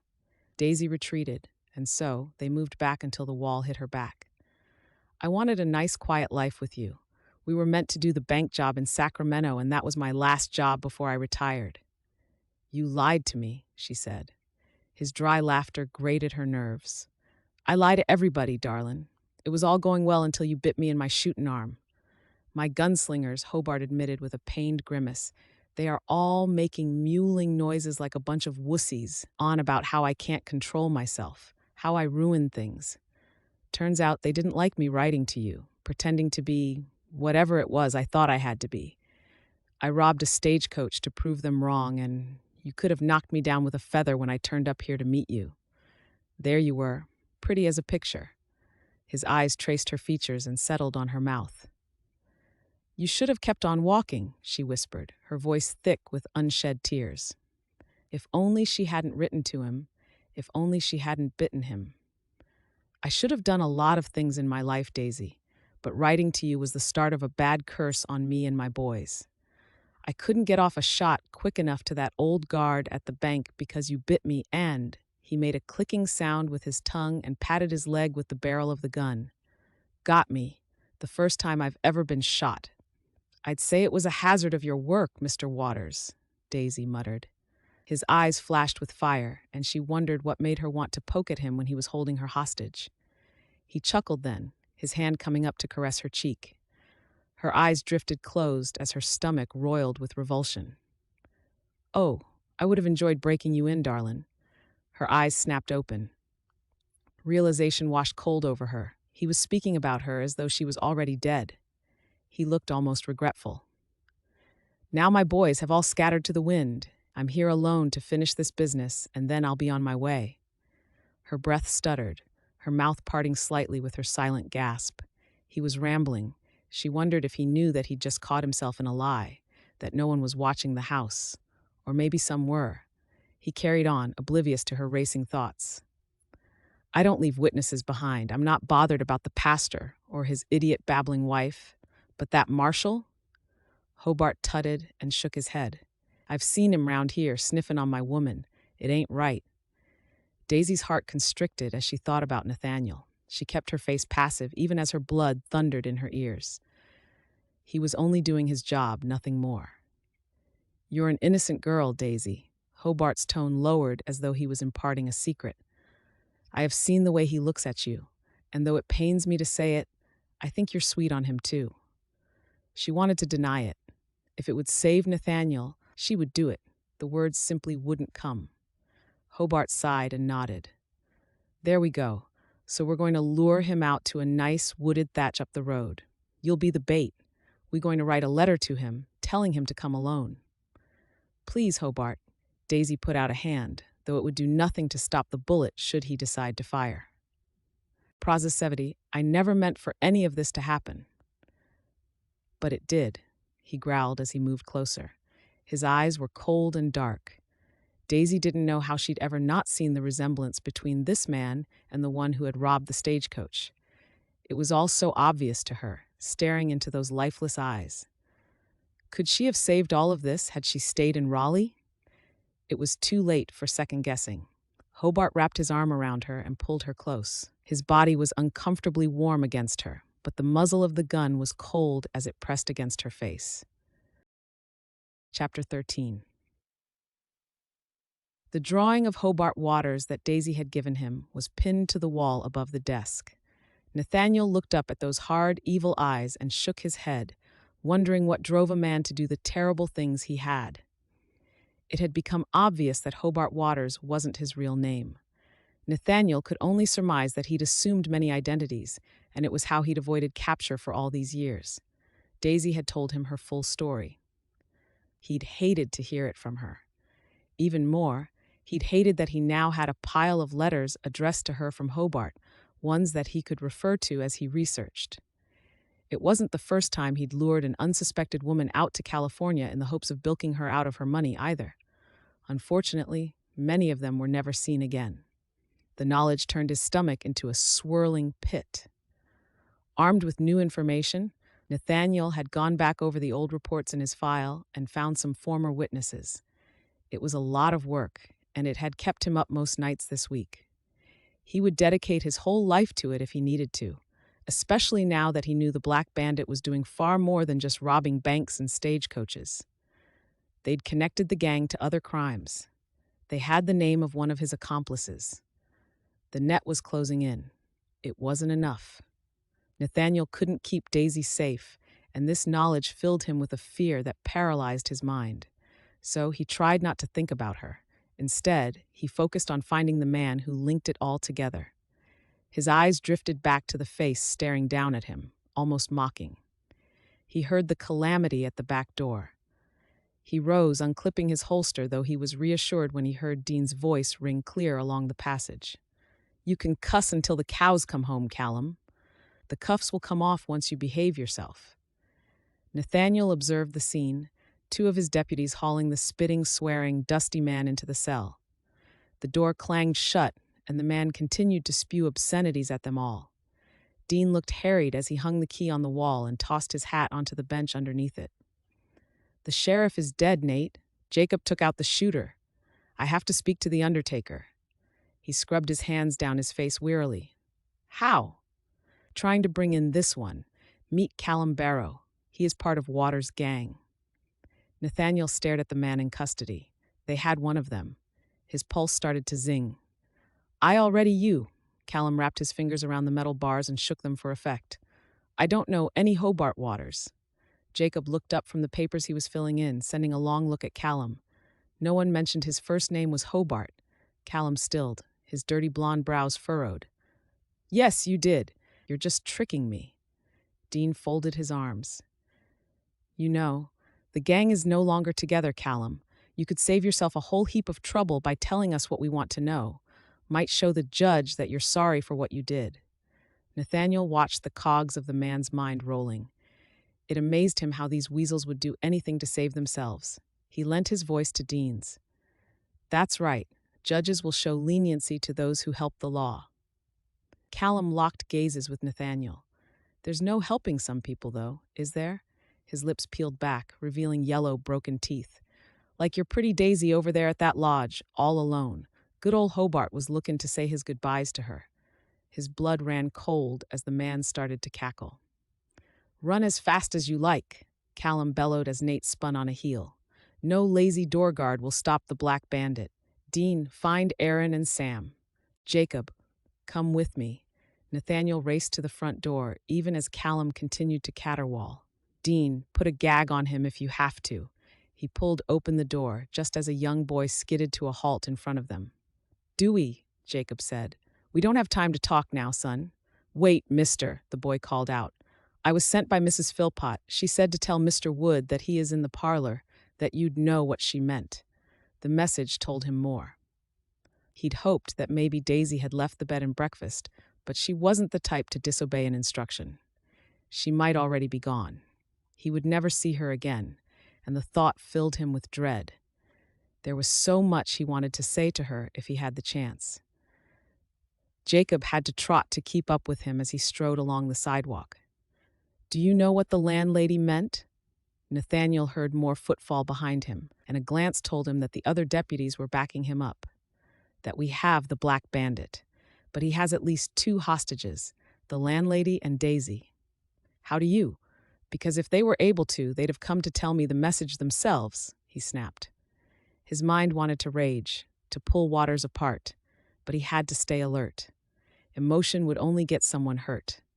If only he'd put her on a train back to the East Coast. If only he'd been able to catch the Black Bandit earlier. If only they'd been able to find rooms that were closer to the bed and breakfast. All of the little possibilities added up, every one of them contributing to the situation now on his hands. When they reached Mrs. Philpott's place, the sheriff's men were out in the street. They watched the place while they kept the public back, though some folks had heard the commotion and had come out anyway.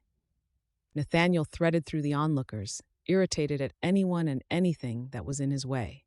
He found one of the sheriff's deputies. "Give me an update." The young man held his gun steady, but Nathaniel could tell he was still inexperienced. His eyes barely wavered as he gave the marshal a polite nod, keeping his stare steadily on the house in case anything else were to happen. "No one in or out? We heard shouting just before you arrived." "Any gunfire?" He nodded. "One." Nathaniel turned to his men. "I want this place surrounded. There shouldn't be one single door, window, or hatch that we don't have eyes on. Once we get set up, let me know, and we'll start moving in." "You're going in?" "He has 2 women in there, sir." Nathaniel nodded, accepting an additional pistol from Dean. He holstered it and checked his ammunition. "Son, he's wanted in 4 territories. He's slipped my net one too many times. I'm about done chasing my tail." Nathaniel could see Daisy in his mind's eye. He had to sound confident to his men because not all of them might come out of this unharmed. He had a job to do. He knew the procedure, and he trusted them. But right now, it was only about her. Even if he captured the Black Bandit, Nathaniel would consider the operation a complete failure if he didn't bring her out of this alive. He knew then that he loved her. For now, he tried to push those feelings aside. He needed his hands to remain steady. "It's a risk," he admitted, "but I think it's one we'll have to take." A noise issued from the bed and breakfast, turning their attention back to the building. Nathaniel raised his gun and took a few steps forward as he watched, waiting. Someone shouted from inside, sending his heartbeat thundering in his ears. He thought it sounded like a man's voice, and he moved closer. Sevens. If that scoundrel thought he could do anything to Daisy and get away with it, then Nathaniel was going to prove him wrong. He gritted his teeth and readjusted his grip on his gun as he closed in on the bottom porch step. The doorknob twisted. Slowly, so slowly that it was almost painful to watch, it opened. Nathaniel saw the pale hem of a skirt and prepared himself. If Hobart had Daisy in his grip, then Nathaniel was going to have to be very careful about where he shot. Daisy stepped outside. Her dress had been a pale pink at one point. Blood drenched the bodice and sleeves and left dripping splashes down the skirt. It was smeared across her pale face as she shakily stepped out onto the porch. Her back and shoulders were stiff, as though she wasn't quite sure if she still knew how to walk. Nathaniel had to fight the urge to rush up onto the porch. He wanted nothing more than to take her into his arms, to find out where the blood was coming from, and to hope beyond all hope that he could save her. But knowing Hobart, this was probably a trap. "Where is he, Daisy?" he asked levelly. Her jaw shook as she lifted a finger. "In the dining room, knocked out cold." Though he hated to, Nathaniel knew he couldn't miss this opportunity. He rushed past her and into the house.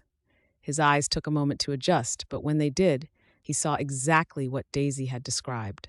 Hobart lay on the dining room floor. Blood was splattered over his shirt and trousers, and a big purple bruise had formed on his forehead. Mrs. Philpott stood over him, peering down at him while she adjusted her grip on the cast-iron skillet in her hands. She grinned when she looked up at Nathaniel. "I don't think you'll have a problem getting the cuffs on him, Marshal." "What happened here?" he demanded as he rushed forward. Just as promised, he easily cuffed the man. Hobart's only protest was a slight moan.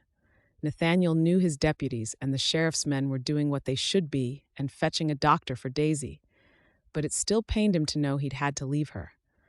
To his surprise, she stepped in the door behind him. "He had a hold of me, just like he did after the stagecoach," she explained quietly. "He kept his arm up around my neck so I couldn't bite him this time, though. I thought I was going to die." The last part was softly spoken. He couldn't help himself. He crossed to her and laid a hand on her shoulder, slid it down to link his fingers with hers. "You're fine, my love. You're here. I'm here. Are you hurt?" "What?" She looked at him and then down at her attire when he indicated the blood. "No, that's from him." "You shot him?" "He shot himself." She pointed at his shoulder. "He wouldn't let me go because he said he was going to use me to lure you out to a clearing somewhere." She swallowed and looked away. "I didn't want to let that happen. I remembered you told me he'd been shot in the leg and he was still limping, so well, she kicked him like an angry mare," Mrs. Philpott crowed. "She must have had good aim because he crumpled like a doll.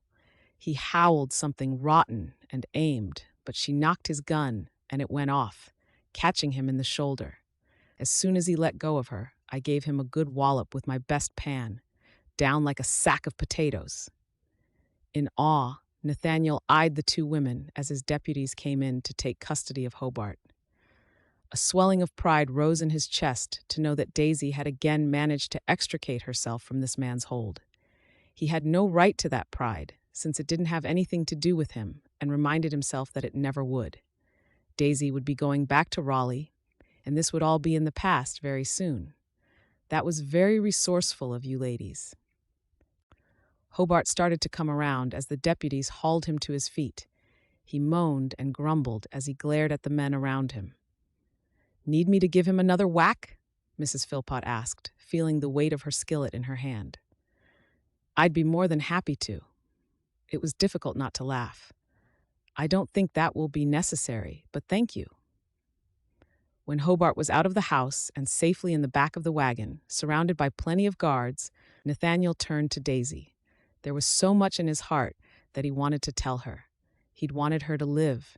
He'd achieved his goal. He should feel happy, but instead he felt desolate. She looked as though she wanted to be anywhere but here.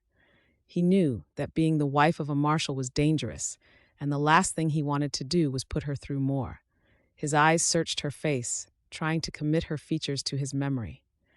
She lifted her gaze, a watery smile wobbling over her lips. He ached to hold her in his arms, just once before they parted ways, but it didn't seem right to touch her when she'd already been through so much. He had to accept that he couldn't ask her to commit to a life of a lawman. "I'm glad you're all right," he said instead. "You did a good job, but I think you should leave the job to the professionals from here on out." She managed a nod. "I will. Thank you, Nathaniel, for everything." Nathaniel held back his sigh, knowing he had no right to these feelings for her. He took a step back, then another, and settled his hat on his head. "Just doing my job, Miss Sinclair. You take care." Chapter 14. The clip of her valise made a loud snap as she slid it into position, and she stood, surveying the room to ensure that she'd remembered to pack everything. Her whole life fit into one valise and a small case, exactly what had come with her when she'd left Raleigh, and it would all be returning with her as well. She had very little to show for her time in Oakbend, other than a few bumps and bruises and a rather broken heart. Her little room looked so empty, as forlorn as she felt having to leave. Daisy had been so grateful for it, even though it was minimal compared to her room back at home. She would miss it. She realized as she picked up her valise and brought it down the stairs, she was going to miss all of this. The house, Mrs. Philpott, and some of the other citizens that she'd gotten to know while she was here. But she'd waited as long as she could. Unlike how Mrs. Philpott had claimed would happen, Nathaniel Wood hadn't returned. Her distress over having survived the ordeal with Hobart Waters had been eclipsed by her despair over waiting around for a man who'd walked away from her without a backward glance. She'd known that he had a job to do, but she'd not seen the hide nor hair of the handsome marshal since the day he'd left with his posse of deputies and a semi-conscious prisoner. During the long nights that had crawled by, she'd lain awake, wondering if he was safe, if he was happy, if he even thought of her. Mrs. Philpott had almost convinced her that Nathaniel cared for her. If that was the case, wouldn't he have let her know, one way or another? She'd held on to hope for his return for as long as she could. The latest communication from Everett had been blunt to the point of rudeness. She was to return. Colin Green awaited her arrival, and Everett was sick of making excuses for her. Daisy set her valise down just to the left of the door, where it would be ready for her when it was time to head out to the swing station. The marshal had been kind to her. She hadn't been able to think of a single man she'd wanted to marry when Everett had threatened her with a match of his own. Her only hope now was that Colin Green was at least somewhat like Nathaniel. She hoped that he always knew how to do the right thing, even when it was hard. She hoped that he looked at her with such kindness and affection in his eyes. She hoped that he appreciated her wit and sense of humor when she let it come out. If Colin had even one or two of these qualities, she would consider herself lucky.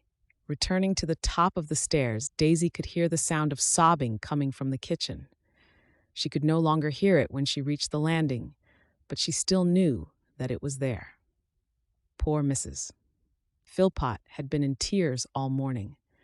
She'd become morose as soon as the train ticket had arrived, but the tears had started as soon as she knew that Daisy was folding her clothing and readying to leave. Daisy appreciated that she would be missed as well. Bringing down the case, Daisy looked up as Nathaniel himself walked in the front door. She froze on the steps to stare at him. For a moment, she wondered if she'd conjured him up. But he took off his hat and held it against his chest as he watched her walk down the stairs, those kind, dark eyes positively reverential. It was only as she reached the last few steps that he realized she had the case in her hand, and he rushed to take it from her. "Let me help you." "That's all right," she protested softly, but she let him take it. A thrill shot up her arm when his fingers brushed hers, but she pressed it down. She wasn't allowed to feel that way about Nathaniel. After all, she'd agreed to marry another. She tried not to get her hopes up. "You're here. You're leaving." Noticing just what it was he'd relieved her of and setting it next to the valise, Nathaniel said, "You're leaving." "Yes, Everett has issued his final ultimatum." She started to focus only on her luggage instead of his face, not wanting to torture herself. But she would never see him again, and she wanted to have him in her mind so solidly that she could draw or paint his image anytime she wanted. It was the only part of him that she'd be able to hold on to. "My train leaves Sacramento this evening, so I'll need to catch the stagecoach down." "I see." He pressed his lips together for a moment, his gaze roving over her face. "Seems I arrived just in time." Daisy's brows moved together over his tone. "In time?" He hung his hat on the newel post as if to give himself a moment to compose himself. "I would have been here sooner, but things took much longer to process than I anticipated." "Hobart?" His real name is William Hobart Jameson. He was wanted in several states and territories for numerous crimes. There was much to sort through. I stayed to make sure he was charged appropriately. He'll stand trial, and I doubt he'll escape the hangman's noose. Daisy nodded, glad to know that the black bandit wouldn't have a chance to assault anyone else. Another thought occurred to her after that. "If you have him all taken care of, then why are you back in Oakbend?" His firm mouth twitched, and he moved closer to her. "I have unfinished business here, too." "Oh." She knew there was no reason for her to be disappointed. She was betrothed and leaving town. He knew this, and yet, he was here. She pushed back on the hope that surged inside. He was probably trying to see if Mrs. Philpott had an available room if he was going to be staying in town for a while. "The first point of call upon my arrival here was to speak to the mayor. Unfortunately, the sheriff was killed during that shootout with Jameson. That leaves an opening here in Oakbend, and I'd like to fill it." "But why?" she asked before she gave herself a chance to think about it. "You're already a US Marshal, so why become a small-town sheriff?" He took her hands in his. They were calloused and rough, but they were warm and gentle. He gazed into her eyes, making her heart melt. "Because this time away from you has got me thinking, Daisy. I want to put down roots. I can't do that as a marshal. I can't settle down and have a family when I'm traveling all over the place and tracking down thieves." She felt optimism rise within her, and this time Daisy didn't try to hold it back. She let the exhilarating feeling consume her because once she left Oakbend, she might never feel hopeful again. "What else do you have to do here?" she asked breathlessly. "Daisy Sinclair." He held onto her hands as he knelt in front of her. I know that it's sudden, but I haven't been able to stop thinking about you ever since we met. You're everything I ever could have wanted in a woman, so much so that I never realized until now how perfect a woman could be. Will you marry me?" Tears choked her throat. That bubble of hope burst and sent shivers all over her body. "Oh, Nathaniel," she sobbed, "please." His voice was soft as his thumb stroked over the back of her hand. "I know I'm not a perfect man, but I've already changed my entire career just so that we could be together. I have money that I've saved over the years, enough that we can build ourselves a nice little home on the edge of town." It was everything she wanted and more. Daisy knew now why all of her friends back home had changed once they'd found the men they were meant to be with. The only problem was that she was so overwhelmed she couldn't speak. She opened her mouth, but the result was only that more tears rolled down her cheeks. "She's trying to say yes!" Mrs. Philpott exclaimed. The older woman was standing in the kitchen doorway, her hands clasped in front of her chest and just as many tears on her face. "Is that so?" Nathan asked. Daisy bobbed her head. "Yes," she finally managed to gasp. "Yes." When he stood and pulled her into his arms, Daisy's sobs eased. She lay her cheek against his chest, so grateful to know this was finally where she belonged. Epilogue. "Good day, Sheriff Wood." Nathaniel tipped his hat. "To you too, Mrs. Dowd. How is your husband faring?" She smiled up at him. "He's much better, thank you." "Glad to hear it." He rode on through the center of town and out toward the edge, looking happily over the town that had become his own. He knew every shutter, every piece of siding, every horse. He knew the children and whom they belonged to, who was born and who had died. He found that he liked it that way. He also liked seeing his own home appear as he rounded the bend, with its gabled roof and the big bay window. Daisy had planted flowers out front, and they bobbed happily in the breeze. He rode to the back of the property, where he'd put up outhouses and a stable. He had the mind to build a small barn one day, though there wasn't a need just yet. He could scent roasted meat in the air as he quietly let himself in through the back door. "Mama, look what I did!" little Franklin called out. Nathaniel leaned in the doorway of the parlor and watched as Franklin tugged on Daisy's skirt. The effort wasn't needed, as she'd turned as soon as she'd heard him come into the room. "What is it, darling?" Franklin held a piece of paper in his hands, the corner of it wrinkling in the tight grip of his fist. "I made a drawing just like you." "You did? Let me see." Daisy set aside her paintbrush and left her easel where she had it set up in the corner.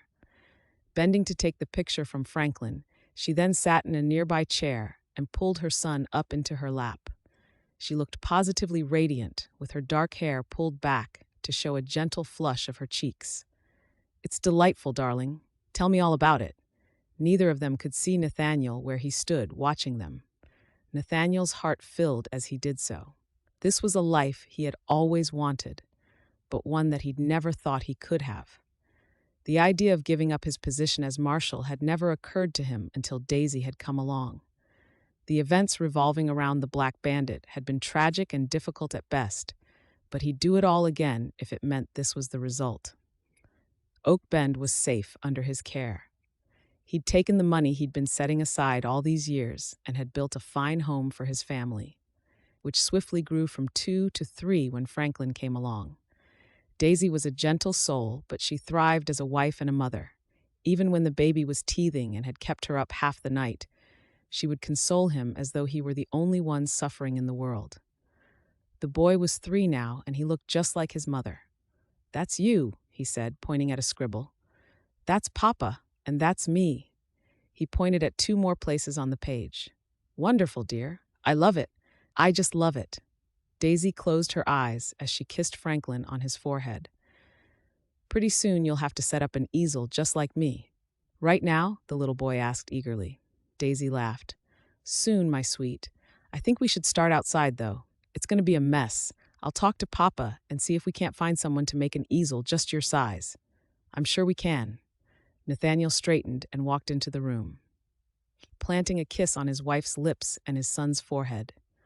"The local cabinet maker has a new apprentice, and that just might be the perfect job for him." Daisy smiled. "I should have known you already have someone in mind." Nathaniel lifted a shoulder and moved to look at the drawing Daisy had been working on. The work was beautiful, and he loved that she was able to sell the drawings. It helps to be the sheriff. Daisy clicked her tongue. I know for a fact that the old sheriff didn't do half the work you do about here, Nate. You go above and beyond for your town. It's my job, he said. It's more than that, my love. You know every soul who lives here, she replied, knowing he was teasing her from the light that danced in his eyes. You're friends with every shopkeeper there is. You lent a hand when Mr. Potter's barn was taken out by that storm, and you took old Mrs. Doherty to the swing station when she found out her daughter had given birth. So don't you say you're just doing your job, she said quickly when Nathaniel went to reply. Those tasks are certainly not a part of your job. Do you mind that the town takes up so much of my time? He asked. No, she put an affectionate kiss on his cheek. I think it's wonderful. Good, because I enjoy it, although I'll never admit it if you tell anyone, he added. Oh, I'm sure. Mama, can I have a cookie? It was nearly supper time, and Nathaniel expected her to say no, but Daisy thought about it for a moment and then nodded. Yes, I think that's a wonderful idea. They're on the kitchen table, dear. Nathaniel watched him trot from the room, his drawing still flapping in his hand. So I see we have another artist in the family. It would seem so. Who knows? There just might be another one. Confused, he turned to look at her. Then he saw that he had one hand wrapped protectively over her stomach, just the way she always had when Franklin was in the womb. Nathaniel was already so full of love and excitement for what he had here, and now it was growing again. He swept his wife off her feet and into his arms, spinning her in the middle of the room as he kissed her. You're making me dizzy, she laughed. Then I suppose we're even, since that announcement has nearly knocked me off my feet, he replied as he put her back on hers. Are you sure? Her eyes were sincere. Very. He or she should be here in the spring. My love. Nathaniel kissed her again, thanking God for the strange set of circumstances that had put them in each other's lives. I can't even begin to tell you how happy I am. Is there anything I can do? She started to shake her head, but then she thought about it. I'll need to get some yarn and fabric for a layette. Franklin was a winter baby, so most of his clothes probably won't fit this little one. I'll go right now. Nathaniel moved toward the doorway to fetch his hat. The general store is closed, Daisy reminded, following him. It's almost supper time. Mr. Wheeler lives right over the store. I'm sure he'll hear me if I knock hard enough, and he'll let me in, Nathaniel reasoned. No, darling. Daisy grabbed his arm as they reached the kitchen, still laughing. We have plenty of time. There's no need to go right now. I just thought perhaps we could go sometime soon. He knew she was being reasonable, but Nathaniel didn't want to be reasonable right now.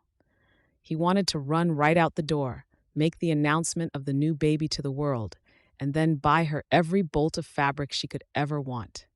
But given the warm look on her face and the way she had her arm looped through his, the only thing she wanted was to have him at home. All right, then, we'll go soon. Papa? Yes? He turned to his son, expecting questions about what was going on or where they might be going. Franklin took a cookie from the plate and held it out. Would you like one? The world seemed to change every day now that he had a family. Nathaniel's day of chasing criminals seemed so far behind him. Even though there were a few rough times as sheriff, he'd never felt so peaceful. Yes, please, son. The end.